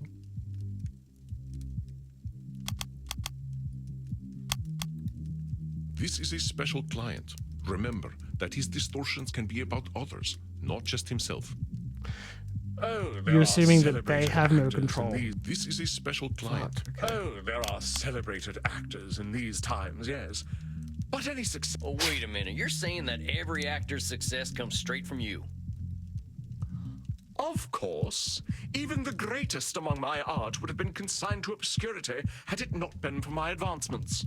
Every single one of them ain't had nothing of their own to give to the theater? Well, I suppose one or two actors in the last 300 years have impressed me. Well, don't you think they deserve their own success? I suppose mortals are owed their 15 minutes of fame. One must have some pity for them. We are not monsters. But the actors of modern times, they are shallow, beggarly parrots. Parrots who screech the lines, but do they know them? Do they feel as we feel? So you're saying modern actors are parrots? Indeed. They are only mimics, and thus no better than a well-trained bird. You don't think they're actually birds, do you? My dear boy, they live such short lives. What else can they do but ape the words and actions of their forebears? So were you a terrible actor when you were a model? But when you call them birds, you're just labeling them that. You ain't giving them a fair shot. Oh, come now. I was clearly employing a little dramatic license. But we're here to talk about truth, all right, compadre?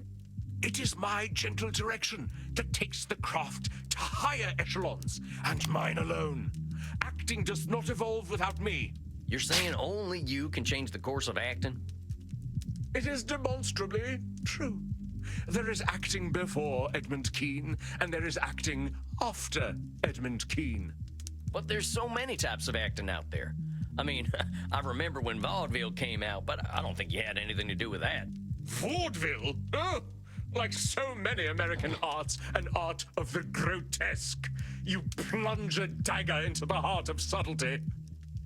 How do you feel about Ko and maybe even Kabuki? So you didn't have nothing to do with vaudeville? Oh, devils below, no. Well, then you got a little control fallacy, hombre. Mortals got wills of their own. Indeed. I suppose I don't want any responsibility for the things the Americans create anyway. These critics should honor me, as is my due. You're saying critics should honor you. Well, what happens if they don't?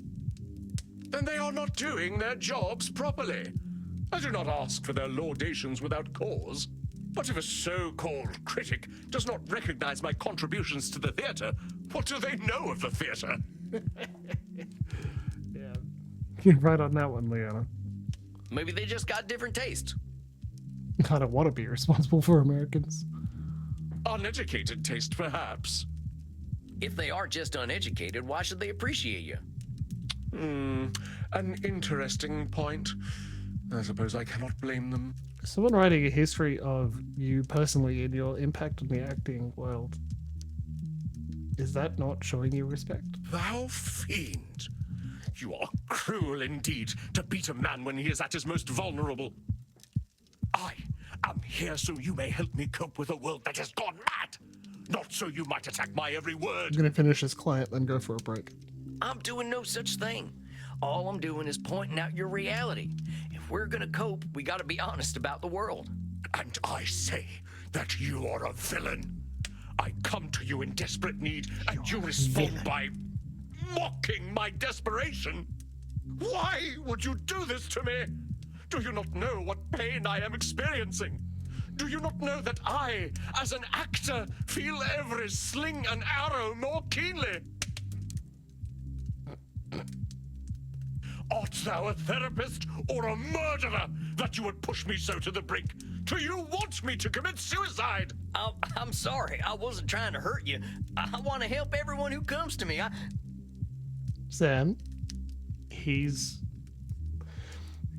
attacking you so that you're put on the back foot. It's very hard, and I would have the same reaction, but you need to cut him off. Samuel, a moment, please. Andy, I got a real problem here. I think I'm not cut out for this work. This fella's right. Why am I attacking him when I should be helping? Good pun, Loxy. First of all, should statement. You will do what you will do, and that is all, Samuel. But look at the candles. What do you see? The candles? Oh, they seem fine to me. Look at the flames. Wait a minute. They're getting higher, ain't they? What the hell's going on? Your client is very powerful. He has his own unique skills earned through the ages. His skill in gaslighting is so intense that it affects the world around him. Fucking awesome. Fucking awesome. Holy shit. Shout out to the developers. That's so goddamn good. By the way, this is Little Bat Games. So good. Here, I'm just dropping that. Oh. Amazing. He is altering reality to fit his distortions. Be watchful, Samuel. Do not let him. Chef's fucking kiss. How do I stop it? Be persistent, and above all, be honest. He does not control your reality. He does not control your reality. I await your apology, sir.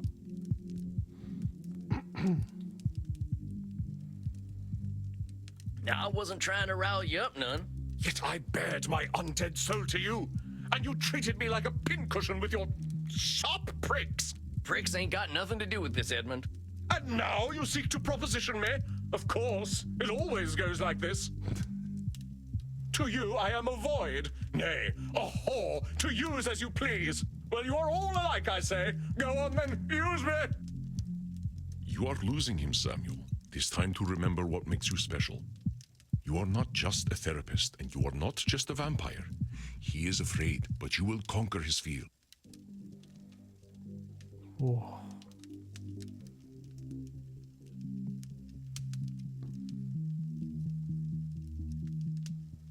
I don't have anything to apologize for. All I did was point out some truths in the things you were saying. Now, if that makes you angry, fella, I don't know what to tell you. You wound me, but I am strong. I persist.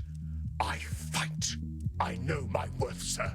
I have fought and died for my art. I shall take my business elsewhere, and vampire society shall hear of your quackery. Stop him, Samuel. It is not anger, but fear that drives him. Show him he has nothing to fear from you. Easy, boy, easy.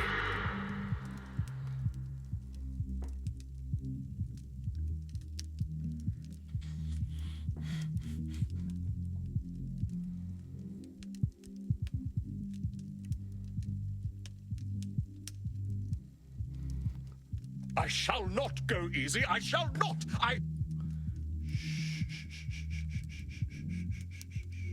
It's okay. It's all right. Ain't nobody gonna hurt you. There's a good vampire. A good vampire? What on hell? You're safe now. Ain't nobody here to hurt you or make you feel bad. But I'm your buddy. That's us. We're just buddies, ain't we? We're just buddies, ain't we? buddies, Yes, a friend. A friend. A friend who wishes to help me. You feeling better there, compadre? I must confess that I am. Yeah, give him a Though sugar cube. I scarcely understand how. Hey, well, that's just great. I want this to be a comfortable place for you. Yes. Yes, I do believe you. After all, your profession is in many ways similar to acting.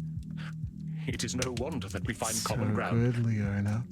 It's so good. How is therapy like acting? It is the exploration of the soul, is it not? A journey into pain and truth.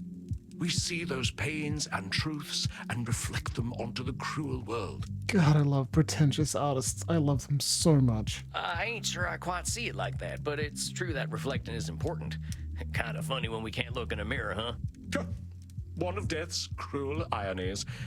Thus must we see our reflections in the mortal audience instead. You care a lot about what the mortals think about you. I need to shave.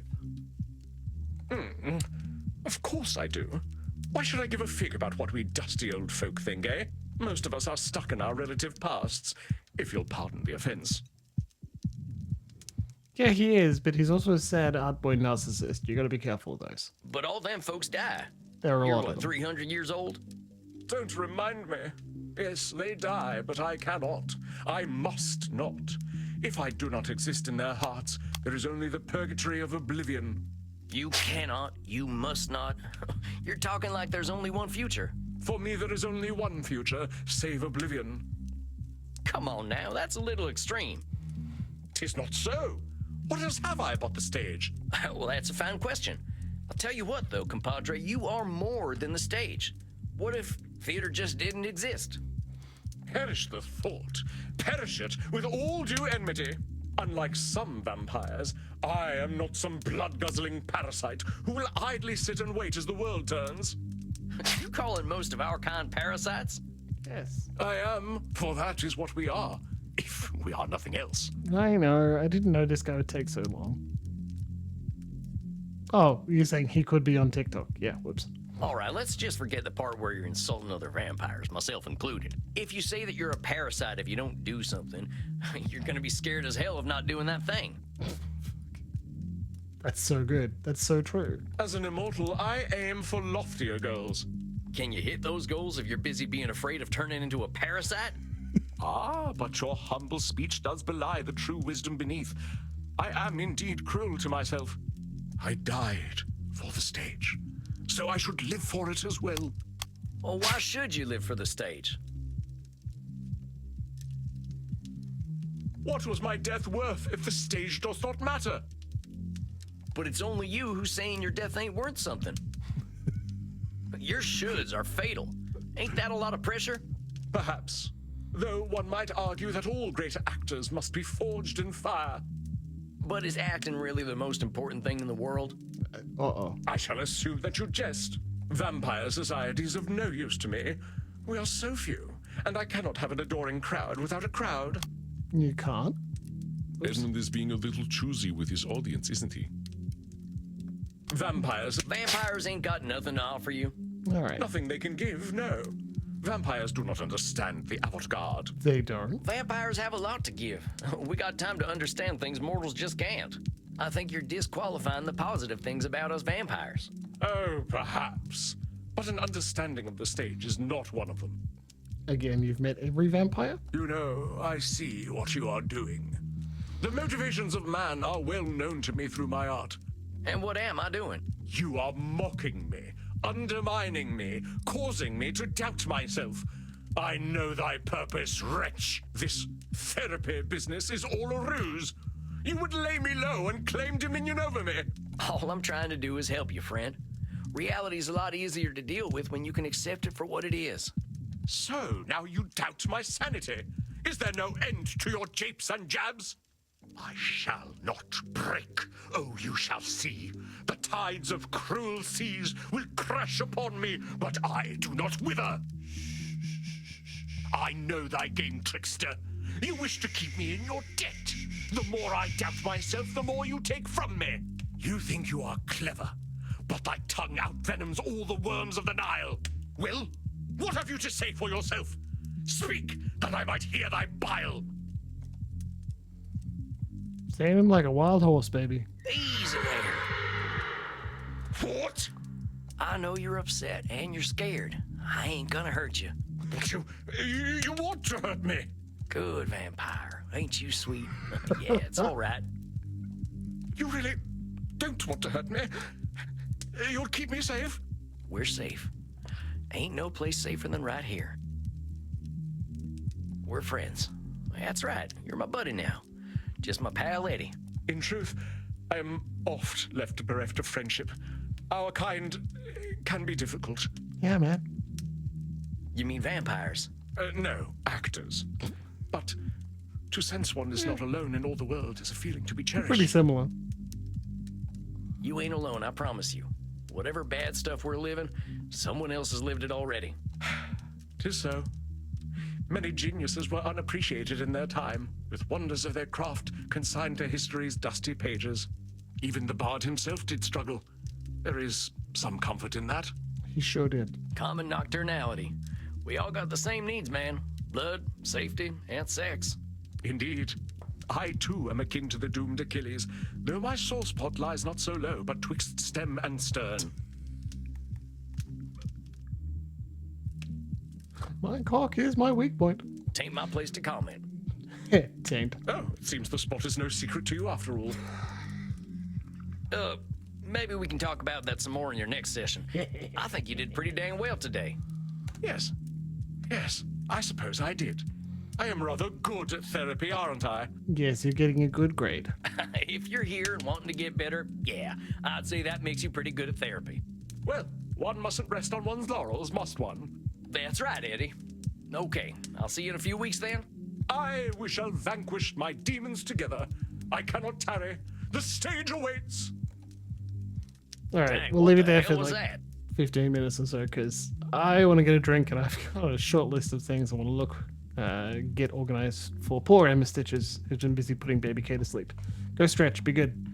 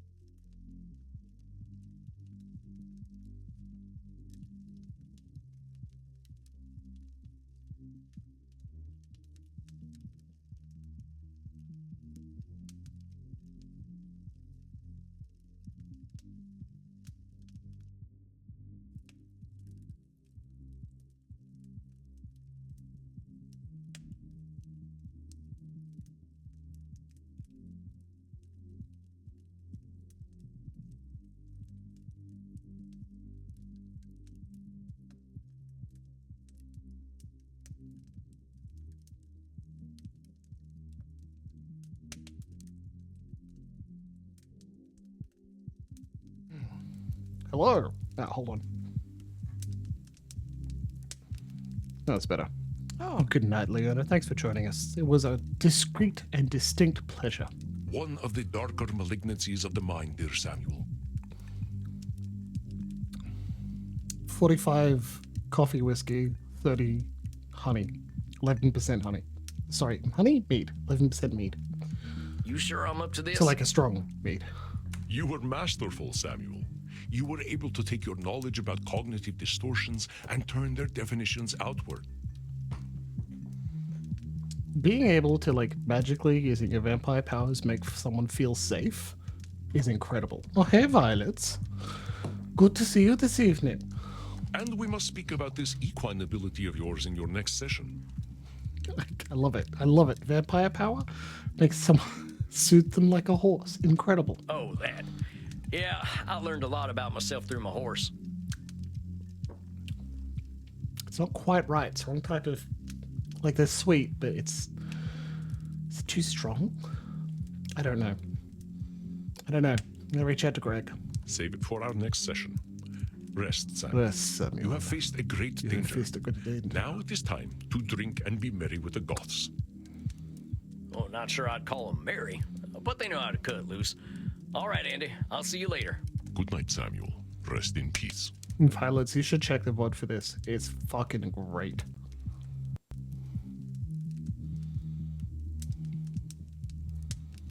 Okay, so like I got some thoughts. I've been playing. Hello, Stitches. I've been Well, that was one of playing the weirdest The Outer experiences of my Worlds life. by Obsidian, and it's. I guess you could say it's. Kind of Fallout-y by way of classic sci-fi, you know? And it's really good, highly enjoyable. It is short, and Fallout 3 and 4, so it's like open world-ish. Like, quite open world, they're just not as big. I probably want to forget that. I should go talk to Crimson. The music's great. I'll turn it down a little bit so I can keep talking. I didn't do anything. Wow. Okay, it makes a difference from there to there. Anyway. So, like, there's... Obsidian aren't idiots. They know what they're doing. I mean, fuck, they made Fallout New Vegas. Not all the same people, but still, quite enough of them to know that it's going to be related. The scope of the game is likely a well-defined decision on how big they wanted it to be. I gotta say, with the amount they're giving you, it's fantastic. And it also wasn't a full $110 price game even on release. I certainly didn't pay that much. I think it was at least at one point free on Epic. I'm enjoying it quite a lot, and I'm recognizing that it's shorter, and boy is that enjoyable. Elden Ring is huge, and that's lovely. I've been enjoying that too. But if you don't open up the Outer Worlds and think this is going to be as huge as Skyrim and it's going to take as much time as it can, you can relax a little bit and actually enjoy it for what it is, and that helps. And that can assist you, like, again, circling back to TTRPG, if you're thinking about RPG games, if you look at the game that's laid out for what it is and what it's going to be, you may enjoy it more. Especially, and I don't just mean systems, that's an important one too. Don't try to run fantasy combat and good society, and don't try to run social intrigue and Morgborg. But also the games that you get, right? Like, don't jump into someone's game when if they're going to run a highly social, chatting, we fuck about and explore. If you're and expect a dungeon crawl. Anyway. If it isn't Sammy the Kid, plop that butt down. Got That's a shop little prepared easy, for you. right? It's not always that people are so aware of what the game is and what it's going to be, so sometimes you stop and you assess. Maybe like 10 sessions in, you look at each other and say, hey, what do you think we're doing here? And how is it treating you? Well, thanks, Crimson. What is that? A Bloody Mary? No, a Bloody Steve. Thanks, I think Steve. that's what he said his name was. Of course it is. How's the crowd tonight? You know, it's funny. They're a little on the weird side tonight. Must be a full moon out. Oh, you ain't kidding. I just had my first therapy session with the strangest fella I ever met. The actor type. Used to be an international celebrity back when I was alive. Well, seems like fame's a nasty You drug. need simple. Which is funny because it was mead, right? It feels like the honey is saying, hey, I'd like to be sweet. And then I keep tasting it and I'm like, you're not though. You taste like honey, but you don't taste sweet. It needs simple, and I don't have any simple made up. Like Andy says, people are people. Doesn't matter what era they're from. Feeling good about your session, though? Yeah, I think so. He was pretty confrontational, but he was happy to talk about himself at least. He's the boy. Andy says the real clients to worry about are the ones who've got nothing to say. I get that. Being a human isn't easy. You gotta be pretty damn privileged to have no problems at all. Maple syrup would work, except So not going to dissolve super well. I guess I could just really stir the fuck out of it. Well, this fella definitely has plenty Add of acid problems. too, and then I they think could get he'll away be with keeping me shaking busy. it. Put some citrus and then shake her. It's a big world out there, cowboy, full of vampires with no self-awareness. Well, Yeah. ain't that the truth? Well, here's to change then. To change. You drinking Andy's blood there? Andy's? Nuh-uh, this is a plain old mortal drink. You think anyone would want to drink that man's blood from a bottle when they can get it straight from the source? I suppose they wouldn't. Ma'am. I'm not proud to drink blood, Sam. Wouldn't be doing it out here. I didn't mean to cause offense, ma'am. Not your fault. I guess I shouldn't be offended. Who's telling you that you shouldn't be offended, Crimson? I know this blood drinking stuff is complicated. Damn right it is. Yeah. Look, I have customers to deal with. But let me give you some advice, Buffalo Bill. No therapy in here. What happens at Eminard happens with consent. Got it? Ooh. All right, that's fair, and my sincere apologies. It won't happen again. That's right. Oh, dang it. I've gone and made myself unwelcome. I better get out of Crimson's way. You. Head up to Bella. Huh? Do I know you? She clearly knows you, man. I know you. I've been watching you, vampire. Yep, that's me, drinking blood to live. Yes, you do. I saw you. I see everything. You gotta trust someone whose outfit is clearly so on theme. My name is Panoptibella. It means I see all, and I am beautiful. I should just slide that in. I saw you in the kink room with Reinhardt and Maxi, Yeah. and now I see that you are thirsty and would like to drink. Yep, that is so. Come, drink from my neck. I wish to see what it is like.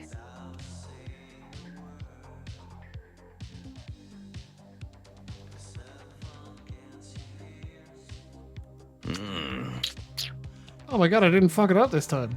Yes, I see now. That was very pleasant. Thank you. You will go to your coffin now to sleep. Well, if you wanted to cuddle. It is normal for vampires to enter a state of torpor after consuming the blood of another. I wish you an excellent torpor, vampire. Thanks, I guess. I guess I'd better get some shut-eye. This night has gone on long enough. Do you think you'll regret that? Like, it's just because we're working on the law of narrative causality, but not just narrative causality, but narrative efficiency. But she's gonna show up again, right? I'm glad I didn't fuck it up given how many times I've Good messed evening, up with Samuel. Maxi. I hope you are feeling well rested. I have a new client for you.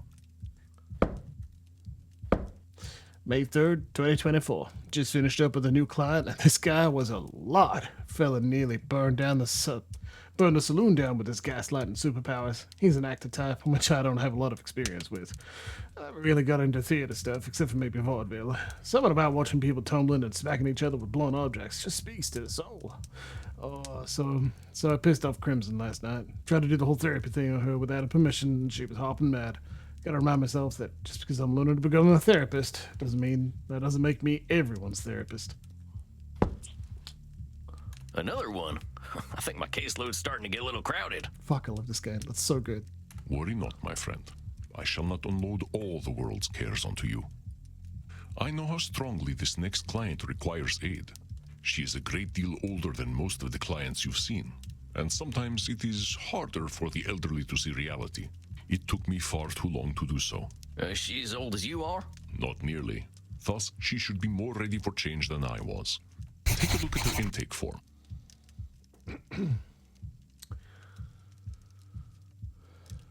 Mid. I don't know how to pronounce her name. Damn. Age, 1804. Gender, female. Origin, Bronze Age. An elder vampire, like Antimachos. Medi? has lived mostly alone for the past 2 millennia. She grew up on unwanted violence among Irish clan warlords and has since kept distance between herself and mortals. She now spends more of her time online, which she has become a streaming celebrity. I do not know what this means, but perhaps a younger vampire might. She has expressed frustration at the increasing demands of her followers. Suggestion, be patient with the elderly. I think it might be Maeve. That makes sense, Lexi. Also, streamer. This is going to be fun. Dang, she died young. Makes me wonder why I waited so long to kick the bucket. Could have left her nicer looking corpse. Alas, death does not often allow us to have much choice in the matter. Says here she doesn't leave home unless she has to. Indeed, it is a puzzle, as elder vampires can often be. I sure do hope I can help her. You will do your best, I know. Let me allow you some privacy. She comes.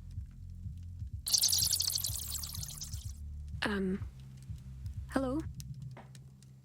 Hey there, how do I say your name? Is it, Medb? Mev is my real name. Medby's just my screen name. You can call me Medi if you like. There you go. Maeve. Oh, mighty fine meeting you, Meddy. I'm Sam. Is that all you are? I couldn't rightly say. I ain't no more or less than Sam. You're a cute, strange cowboy man. I don't know that you should be calling your potential therapist cute, miss. Not in a touching bodies way. I mean, you're more like a rabbit or a mouse. Oh, I want to dress you up in a little mouse onesie and watch you scurry about. Okay, yeah, you probably earn quite a lot as a streamer there, Maddie. You can keep your hat on and be a little cowboy mouse. Oh, I like that very much. I'd keep you in a little cage and give you lots of cheese and, of course, a wheel to run on. You can be my whiskery little pet. What is the matter, Samuel? I think I'm out of my depth here, Chief. I ain't keen to be anyone's pet. Yeah, she's messing with you, dude. Older vampires such as myself can sometimes be uncomfortable to be around. I believe this will be an excellent challenge in setting boundaries, Samuel. Yeah. Explain to her your boundaries. You will be modeling positive behavior and saving yourself a little trouble. Yeah, just a little. All the more reason to be clear and polite right now. Good luck, Samuel. I know you can do it. You look distracted, little mouse. Have you smelt a bit of cheese? Did your whiskers twitch? Let's do it. It's boundaries time. All right, miss, before we keep going, I think we need to set a few boundaries.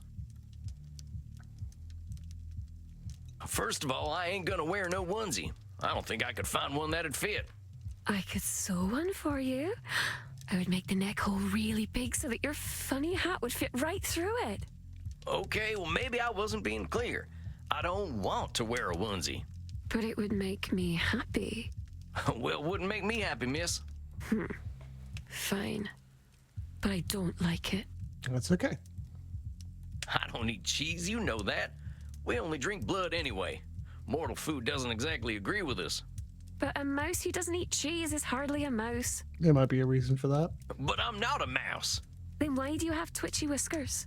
I just like the way they look. So do I. That's why I think you should eat some cheese. Well, I ain't gonna. Take it or leave it. You're very mean for a mouse. This stuff about putting me in a cage and making me your pet are things you should be doing with a blood partner. Well, that's a nice way to set a boundary without, like... He's not yucking her yum, that's for sure. Ain't no kink shaming in Sen's background. Besides, I make the rules about my own body. If I don't want something, you gotta respect it. Or find a new therapist. Yes. Yeah, baby! I make the rules about my own body. Yeah! Professor Nibble still advises that you do get a vaccination. Like, for anything you can. You don't want me to do things to your body? You cut that out. I'm serious now. Very well. Be that way. Yeah, you probably get a lot of bits for that. I think that about covers it. I wonder if you just immediately go, no, I'm good, straight away. Does Endomarcos go, Sam, no. Very well. It's a little boring. People usually let me do what I want to do to them. Well, this is less boring then. It's something new. I suppose you're right. It's very clever, strange cowboy man. May I still call you a mouse from time to time, though? If it'll make you feel comfortable, I guess it ain't hurting me. But let's get to you and why you're here. Now, it said on your intake form that...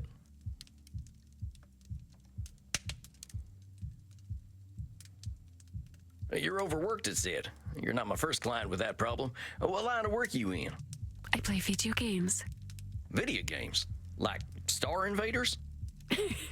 No, silly. More like Overcharge 2 and Pension Impact. More of an FPS and RPG girl. Pension Impact. Really? That's what you're going with? Taking a quick screenshot and posting that to our Discord channel because it's pretty funny.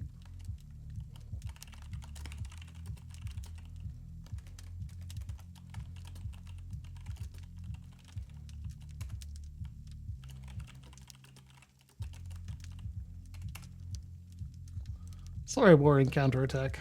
I'm just tagging people on the server to annoy him. Poor Sam. I don't know what them things are. I kind of figured video games were just a fad, like collecting ferns was in my time. Video games are lots of fun. There's even one where you get to play a cowboy and kill bunches and bunches of people. Then you get to pretend you feel bad about it. But after that, you kill even more people. Shucks, that there might give me some flashbacks. But you're working by playing video games? How's that? I stream on Glitch. I have millions and millions of followers there. Oh, the dream. Wait just a gosh darn minute. People are paying to watch you pee? What? Of course not. That sort of thing would be on my Only Zealots page. If I could pee. Which I can't, because I'm a vampire. God, the dream. All right, you gotta walk me through this. What? Are you trying to figure out whether the dream is to not need to pee, or be a vampire, or have an OnlyFans Zealots page? What's streaming mean if it ain't peeing? Streaming means to share your computer screen to the internet. Like watching the cinema, only instead of people shooting each other, it's you answering emails? Sort of. Mostly people just like to watch people shooting other people. Only it's little computer people that only look like people. Clear as mud. I got some more questions about them funny things you mentioned, though. What's Only Zealots? That's a very special website where my very special followers get to see me do naughty things for money. You've been around a long while. Do you need money? No, of course not. But I do like having mortal blood bags who will do anything for me. They're very useful. This whole thing makes me feel old.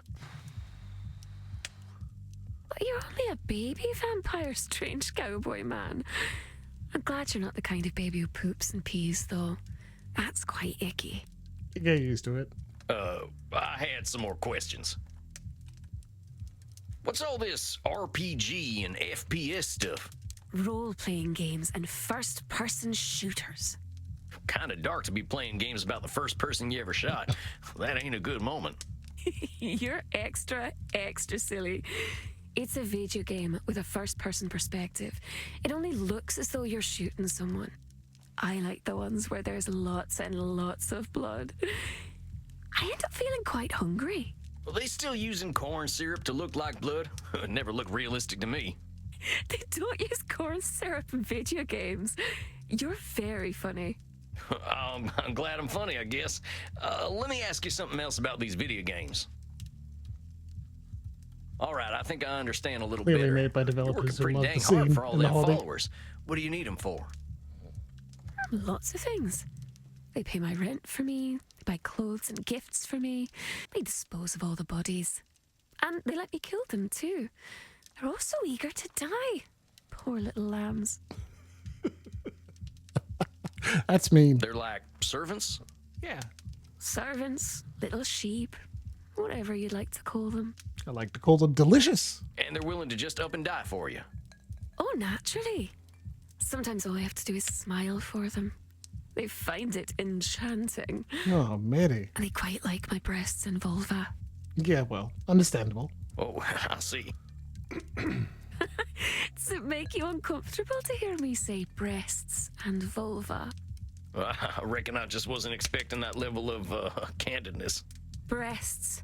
Vulva. Hey, come on now. Oh, but it's so much fun to watch your little whiskers twitch.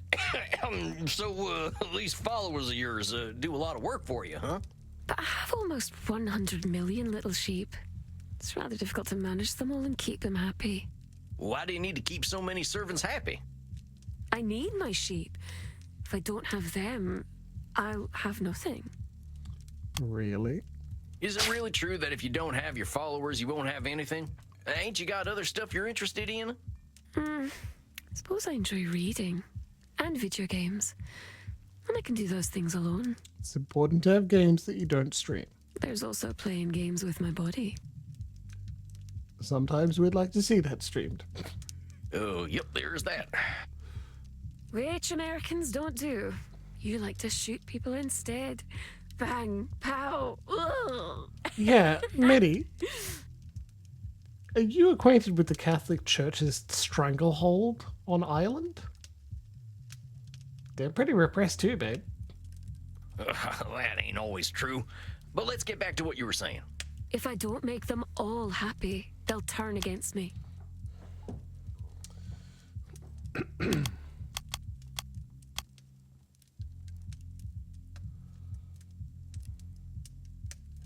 Black and white or control? Oh, wait a minute. That's one of them double control fallacies. Yeah, you can't control whether they're happy, and that also means you can't control whether they're going to turn on you. A control fallacy? What is that, manling? It's the idea that you either have complete control over something or no control over something. The idea that you can make everyone happy is something that ain't in anyone's power. And assuming you have no control and they'll all turn against you ain't true either. That's true, I suppose. I can do things you couldn't dream of. But I won't show them to you because you're an American. Well, okay. Enjoy my Australian powers, because trust me, if you can do it, I've seen someone do it. That is much appreciated, miss. And now about the stuff you were saying. All I'll be is the lonely, crazy girl with a flat full of stinky corpses. Let's ease off them labeling terms. Don't go calling yourself crazy. But I am crazy. And I know how strange I sound to these short-lived creatures. I reckon I might sound the same if I were around as long as you and seen some of the stuff you've seen. Besides, crazy ain't got any kind of real meaning. What's sane? You've been around a while, you know them definitions change all the time. That's good, Sam. That's very good. I suppose that's true. Don't think any of us are really sane. Yeah. I think that's a heck of a lot closer to the truth. I just want to look at my body parts anyway. Don't know much else to share, it seems. Come on now, you've been around for nearly 2,000 years. How in the heck could you have nothing to offer? You're an American. I'm sure you could tell me all sorts of things about history and the places you've been to and the things you've done. She keeps trying to tell you about things she does. If I talk about things I like, my followers abandon me. Fickle little bloodbags. They always like it when I show off, though. That's a problem with your followers, not you. Don't go disqualifying the positive things about yourself just because they don't see them. That's the spirit. Very kind, manling. If you are one of my followers, I might even let you live. Cool. A very kind gesture, miss.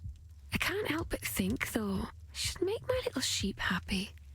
After all, they are willing to die for me. Why? You say you should keep your followers happy. Do you like it when they're happy? Just because I kill my bloodbags doesn't mean I wish to be cruel. That's not what I'm saying. I'm asking, does it give you joy? After all, they're so cute when they die with smiles on their precious little faces. You really do like killing. I'm glad to hear that, but here's the thing. When you say you should make them happy, you turn it into a responsibility. If you've got 100 million people you should please, that's pressure you don't need. Get what I'm saying? You are too sweet, little mouse. Like a sugar mouse. Someone might try to eat you. Heck, they already did. How do you think I turned into a vampire? You make me seem very silly for worrying so much about my blood bags. I'm not a very good vampire. He's so good am at I? just deflecting it over and over.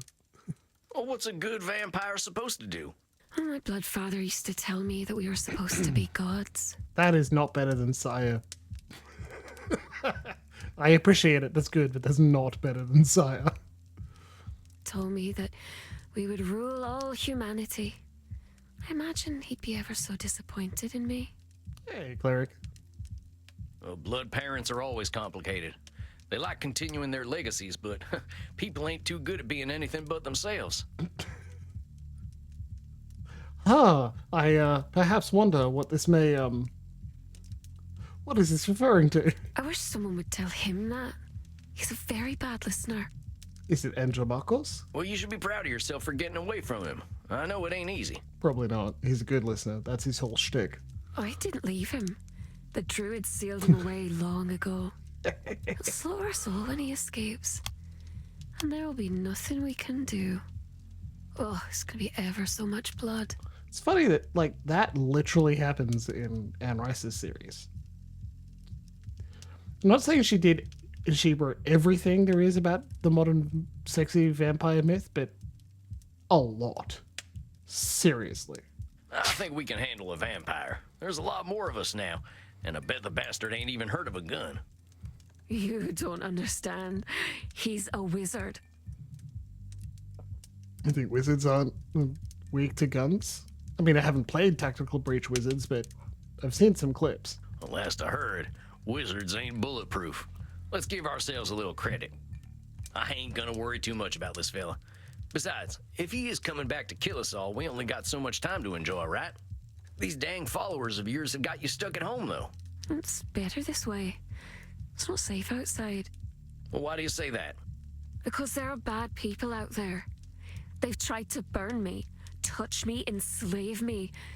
They are cruel and horrible. I know you've been through some tough times, Mitty, and you got a hell of a lot of reasons to think people are all awful. Why did I click labeling there? Not just because she's cool, like throwing names to people, but remember the original phrase for Sam was hot Brandon. Not Brandon, like branding. And I thought, quite specifically, if she's saying they're all like this and it never changes, the label is permanent, I'm like, well, maybe it's not always like that. But those experiences ain't the be-all and end-all. There's a lot of bad, a lot of good, and even more in between. See? Maybe. But it's safer to assume that it's all bad. Mortals are very afraid, and when mortals are afraid, they are quite cruel. That's more of that all-or-nothing thinking. There's billions of people out there now, and more differences between each and every one of them than you'd expect. But I don't need to endanger myself anymore. I have my sheep. I'm sure we'll get to talking about them real soon. We can talk about them now. They help me stay in my flat. If I stay in one place, I have power. Instead of them burning me, I can burn them. And touch them and enslave them. With all due respect, miss, you're playing with sunshine here. Life Achievement. is always going to change. Nice That's shooting. the one thing we Got can 10 be sure of. distortions correct in a row. Next one's 20, which is going to be really fucking hard. Your retreating from society is only going to make it harder to face the changes ahead. Such as when the machines arrived. What machines are you talking about? Please, your guess is in chat.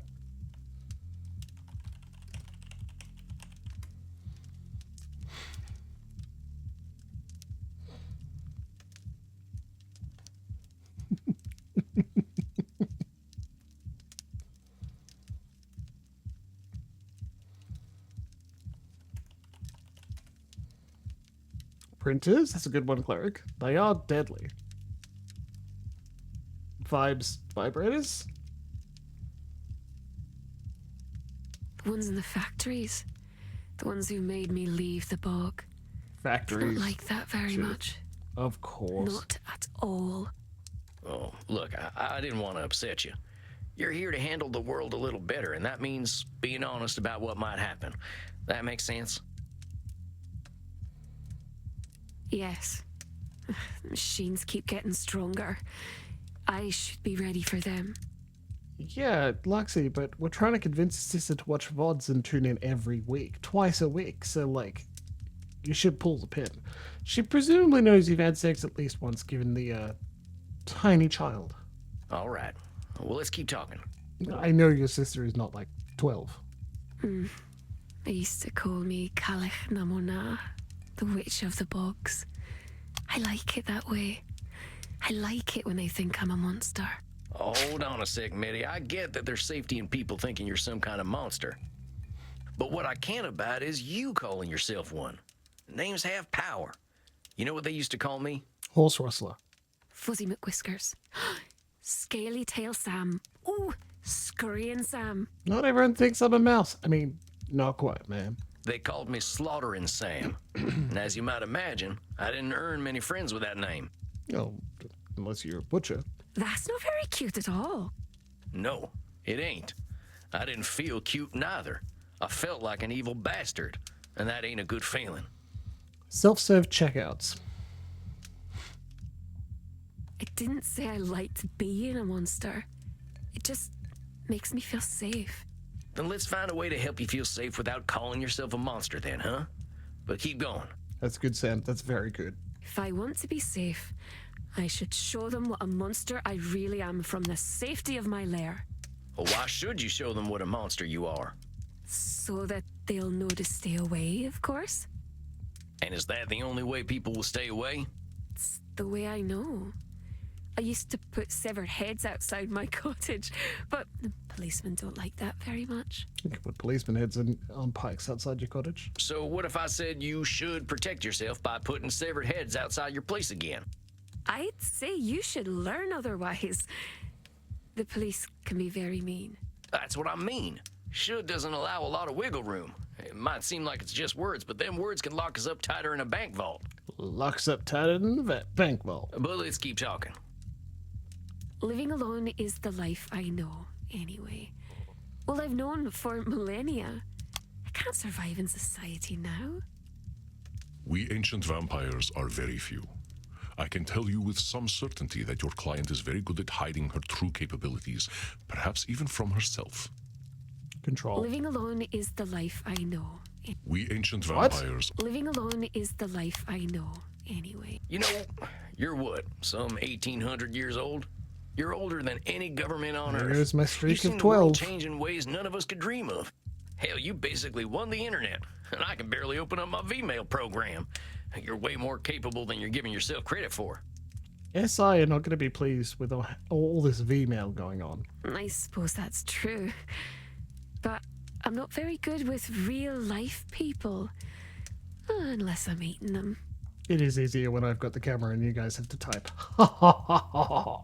You're still disqualifying the positive by canceling out all them skills you got. You can use all that modern lingo I've barely even heard of. You dab, fam? That was ages ago. See what I'm saying? You are very clever, sweetling. It is easy to forget how small and weak mortals are. The world is a big place full of things that might try to hurt me. Yeah, the Second Inquisition. And werewolves. Well, before you face the world, why don't we start with your neighborhood? Let's start slow. Take a walk around your block, 15 minutes a day. Just spend a little time outside looking at the moon. Hell yeah. Fight that agoraphobia, baby. I suppose if anyone tries to hurt me, I should be able to kill them or enslave them. Very well, strange cowboy man. If anyone does kill me, I'll simply become a ghost. Then I can whisk myself up your bottom with a little ghost needle and poke at your guts. If you'd like. I don't think it'll come to that. Just spend some time outside and see how you feel, and we'll talk again in a month. Sound good? Very well. I suppose my followers outside must be eager to carry my coffin home. I promised I would eat them when we got there, so shouldn't keep them waiting. Farewell then, little mouse. Hoo-wee! Well done, my friend. You seem a little out of sorts. Are you quite all right? She was something else. Like so many of our kind, she simply struggles to adjust to a constantly changing world. Even though she seems to be doing pretty well. I think you will be of great help to her. She clearly likes you. She does. That's what I'm afraid of. You are under my protection while you are here, Samuel. I guarantee no ghosts will travel up your posterior. But what if... What if... You have done excellent work tonight. Please, relax downstairs. Summer will be here before we know it, and the nights shall become short once again. Rest in peace, my friend.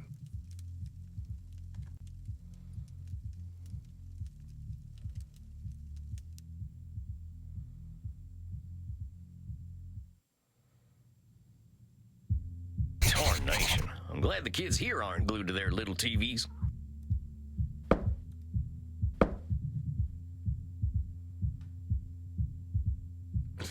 Needs to get outside.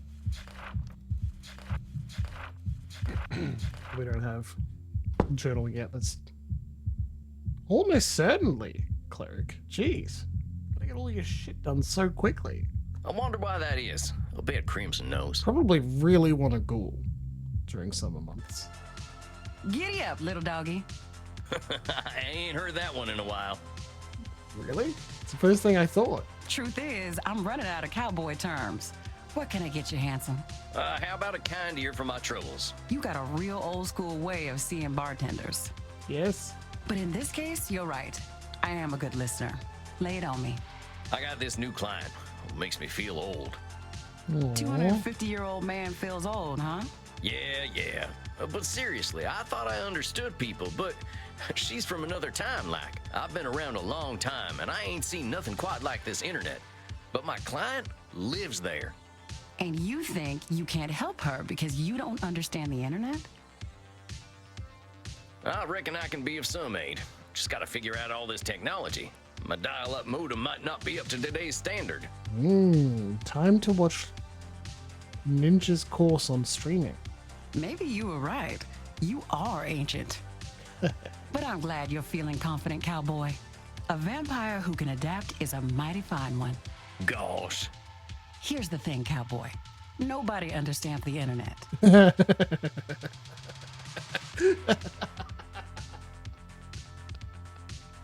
Oh, fuck. Fuck me. I don't feel old yet, though. Still just glad to be alive, thanks to Andy's blood. Oh, yeah?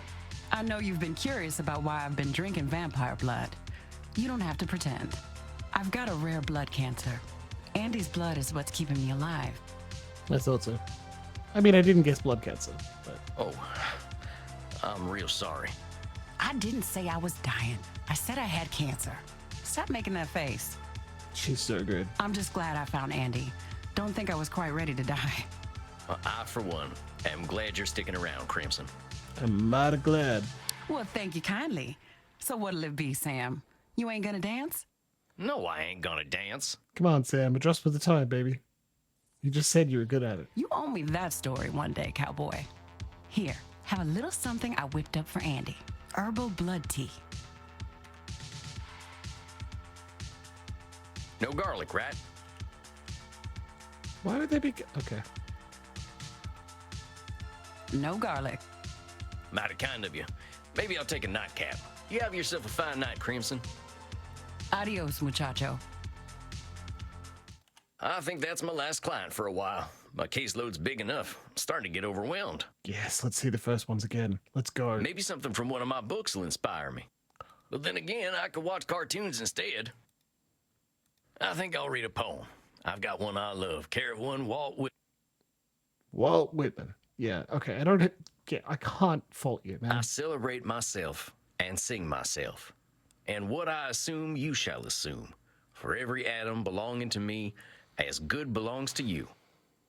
I loaf and invite my soul. I lean and loaf at my ease, observing a spear of summer grass. My tongue, every atom of my blood, formed from this soil, this air, born here of parents born here, from parents the same, and their parents the same. I, now 37 years old, in perfect health begin, hoping to cease not till death. Creeds and schools in abeyance, retiring back a while, sufficed it what they are, but never forgotten. I harbor for good or bad. I permit to speak at every hazard. Nature without check, with original energy. Just a little reminder that I'm still human. Poetry's so good. Poetry's so good, you guys. Seriously. Seriously. I think that's enough action for one night. Time I got me some shut-eye. Good night, son.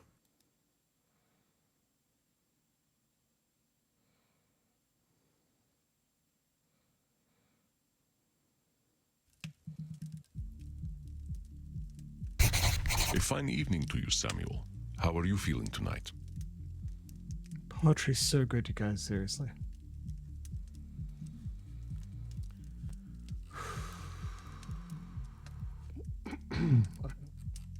Did I post one earlier? No, I thought about it. Hold on. Give me a sec. I know. I'm being real indulgent with my own stream. How dare I?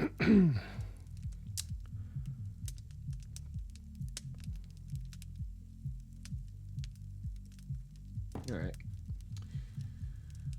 And I'll pull it up. Why I Loved You by Iris Song. The theory says that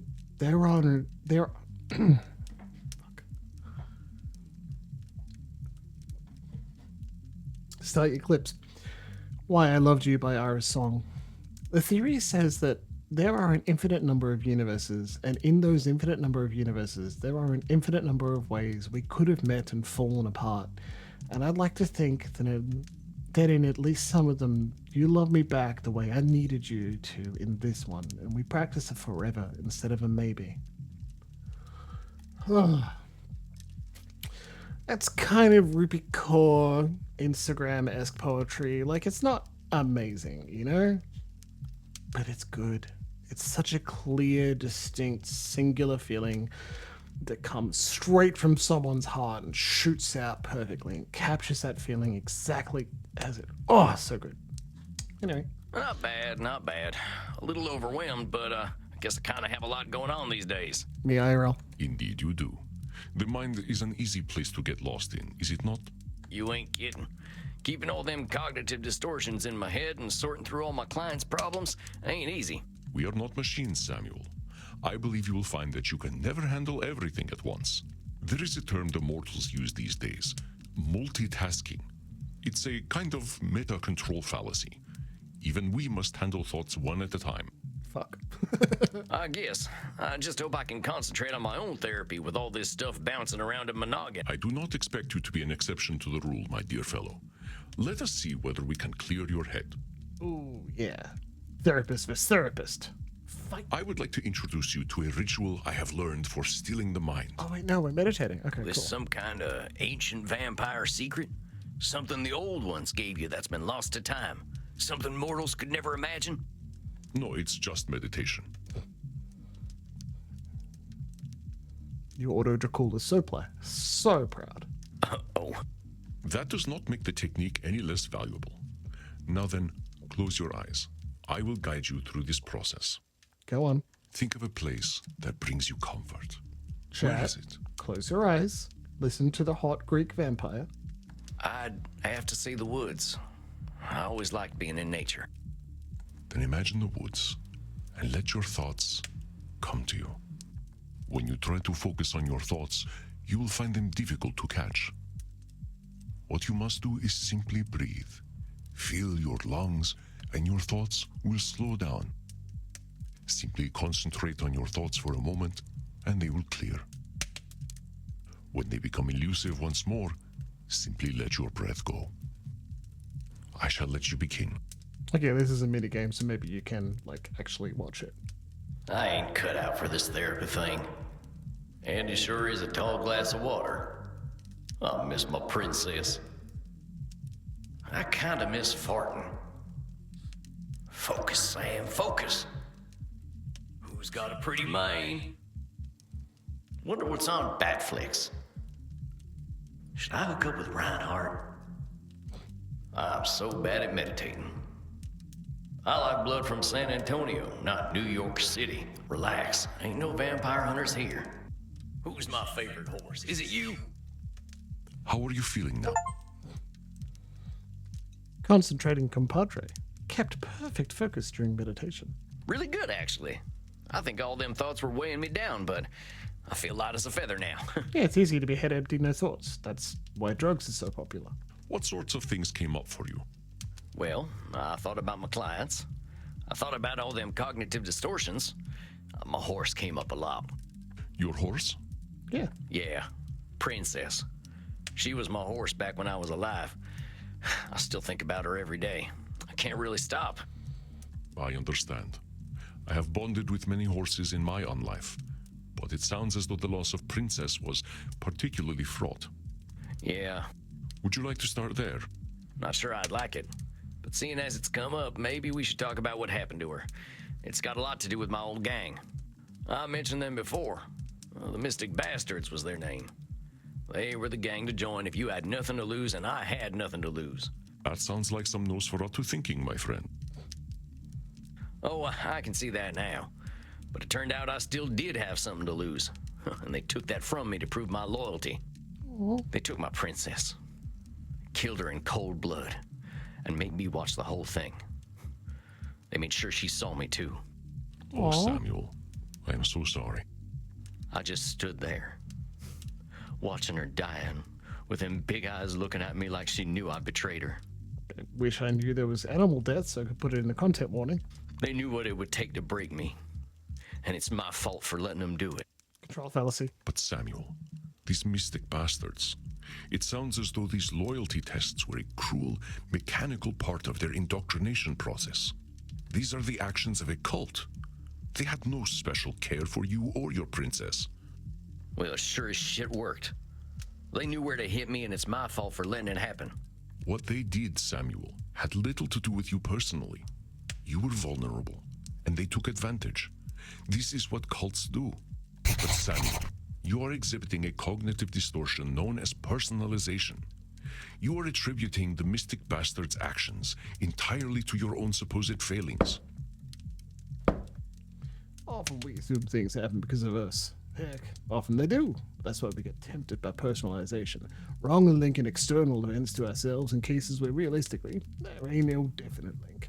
Sometimes people actually are out to get us, or we do cause events, but sometimes we're just doing some personalization. Examples. The Vampire Country Club doesn't allow cowboy hats. They made that rule just to discriminate against me. The cattle got spooked and ran off. They must have been scared of my face, not the thunderstorm.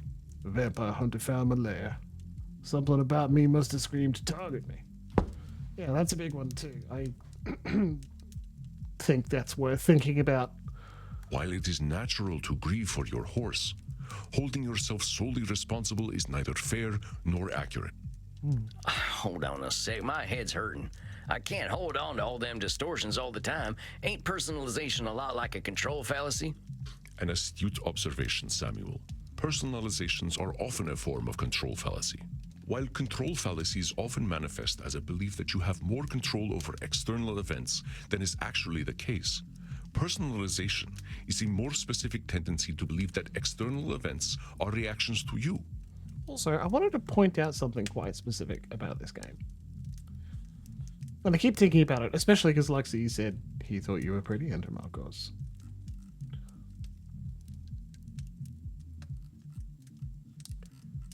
Where is it?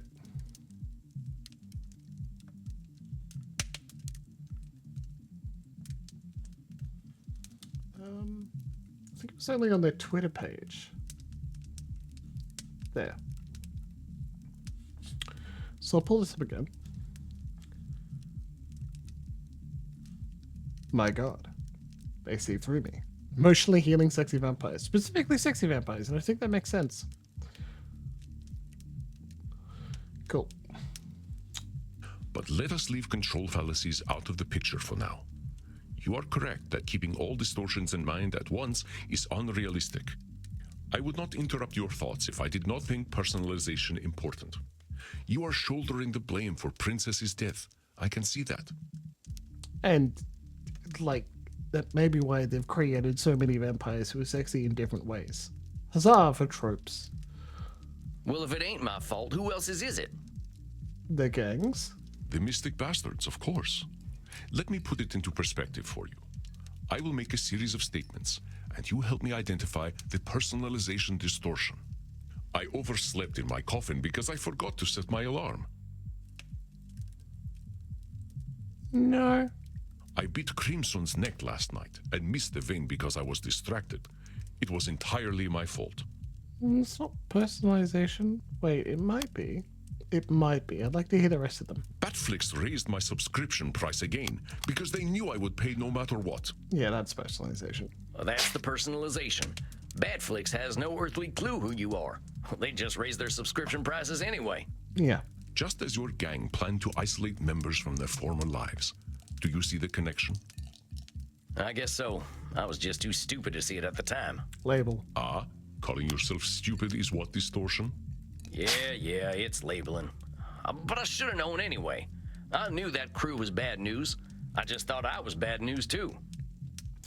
That's somehow both labeling and a should statement.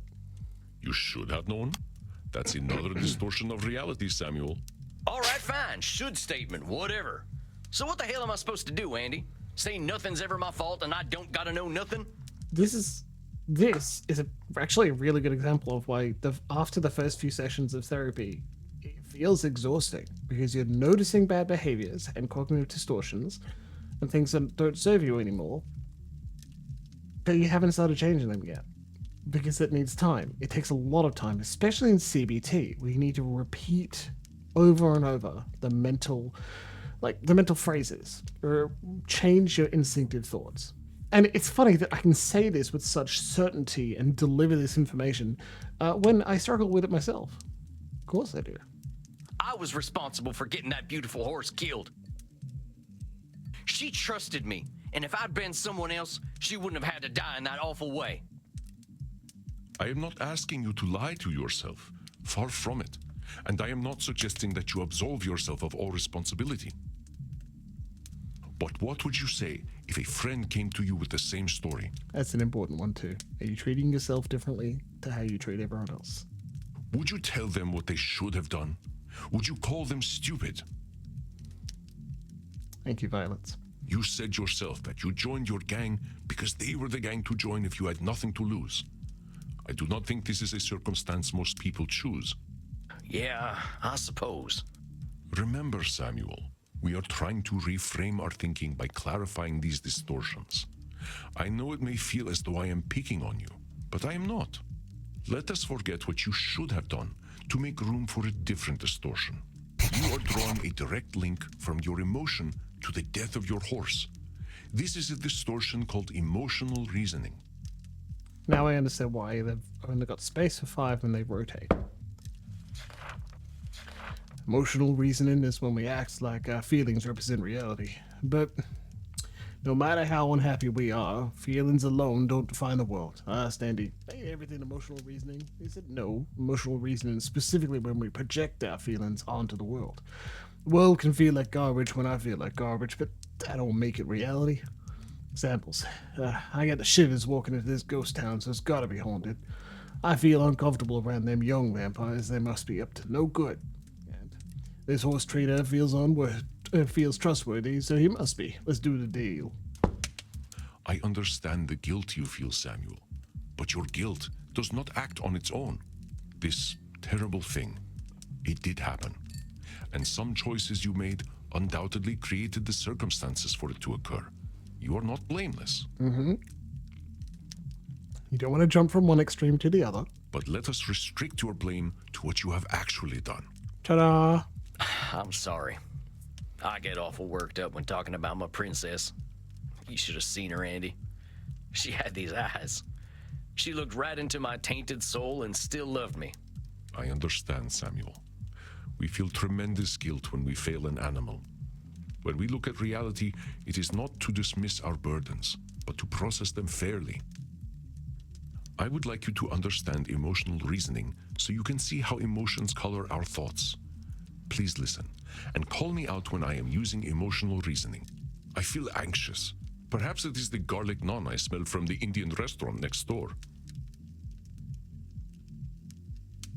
Not quite. The mood in my club is somber tonight. I am sure it is a reflection of my own dark mood. There you go. That's the emotional reasoning right there. I don't think them folk in the club know too much about how you're feeling. Exactly. Our emotions can feel all-encompassing, and that is purely biological. Yeah, that happens. We are animals, Samuel. There is a small cluster of brain tissue at the base of the cranium that tells us we are safe or that we are about to die. The complexity of our existence is at odds with our biology, but we have the logic to recognize it. Well, if reincarnation's a thing, I think I'd rather come back as a horse. It is indeed a boon and a curse to have human complexity of thought. No kidding. If I were a horse, I'd know better than to join any cowboy gang, let alone the Mystic Bastards. I'd be happy with a bag of oats and a field to run around in. How did you end up with the Mystic Bastards in the first place? Well, like I said, I didn't have much choice. Nobody would have taken me in at that point, except a hangman, maybe. I wasn't a vampire yet, so hanging didn't sound too appealing. The last job I did got my brother killed, and after that, my wife left with my daughter, and I never saw him again. Can't say I blame her. Jeez. I didn't have nobody. Ain't no surprise that a vampire gang would be the only people to take me in. Aha, so that is how you turned. Yes, sir. It wasn't pleasant. Not the candlelight and writhing bodies sort of affair you see in mortal vampire stories. Well, you're missing out. That's pretty fucking good. That is terrible, Samuel. The turning is never easy. How did they find you? That job that got my brother killed, we partnered up with one of them mystic bastards for it. He knew where to find me. And he knew you were vulnerable and that you had no place to go. I've thought about that.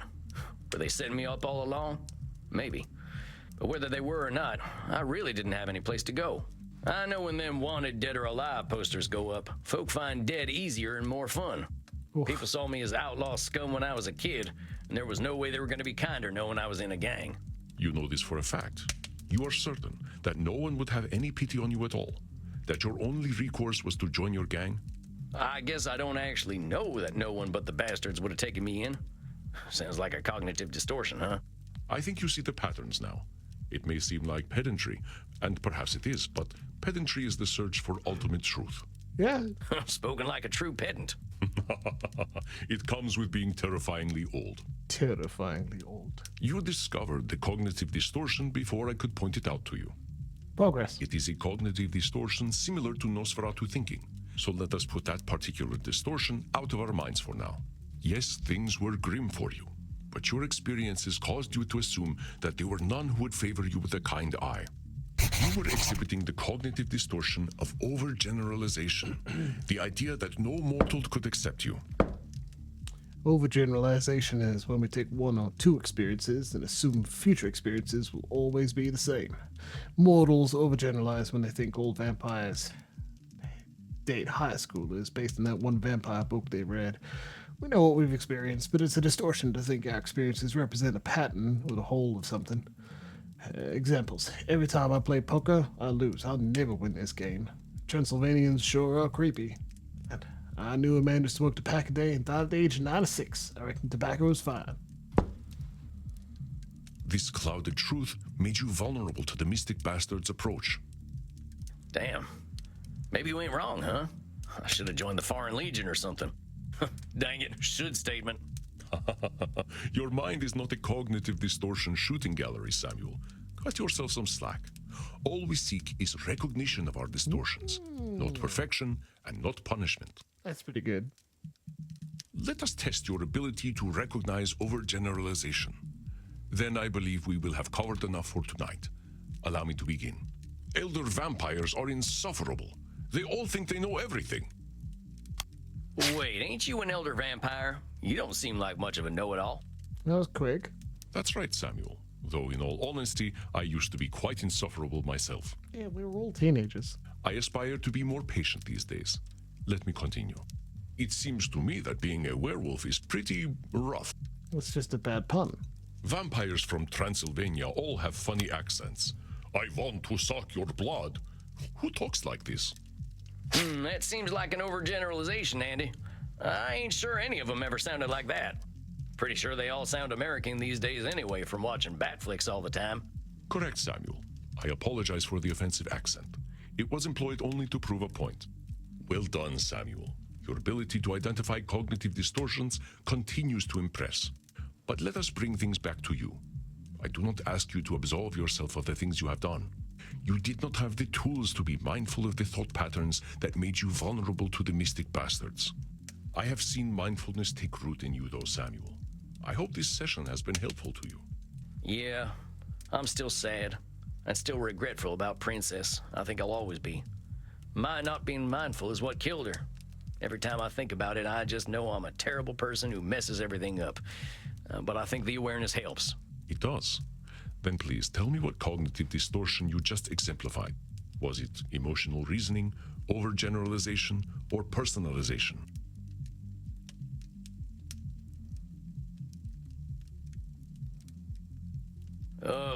I guess it was kind of all of them.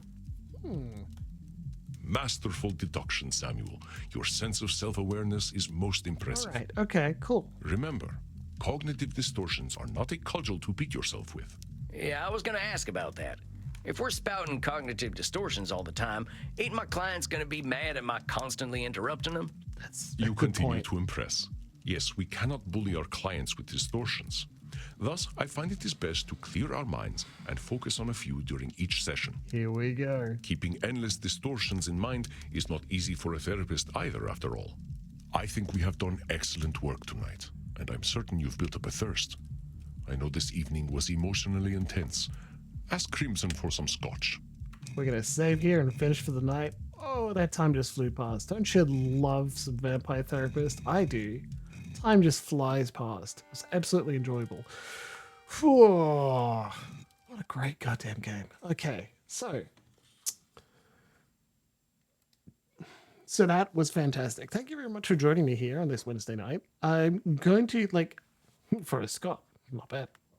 I just wanted to shout out for, I can see on the Twitch stats that we have a number of people who are just watching and not chatting, and that's perfectly okay. I do love the lurkers. You're very welcome, okay? We also love our VODs people, so you can go check out VODs. They're on Twitch. You can also get a VOD archive on YouTube. I keep that updated. It's pretty well done. And if you think we're cool, and I think our people are cool, you can join our Discord by typing in !class. You get a message from Streamlabs, so make sure that your DMs are open. And then you can join us and hang out on our Discord server. Otherwise, we're going to keep playing Vampire Therapist. Now, this Sunday night, I don't know if it's more Vampire Therapist. I don't know if we're going to pick up something else, something new, something continued. We're not sure yet. Might just be more Vampire Therapist. Who knows? It is funny. It's such a sweet, lovely game. So please throw some love at the developers via that Twitter link I sent before. And also, remember to tell the people you love that you love them very much. Thank you very much for joining me. We'll see you again soon.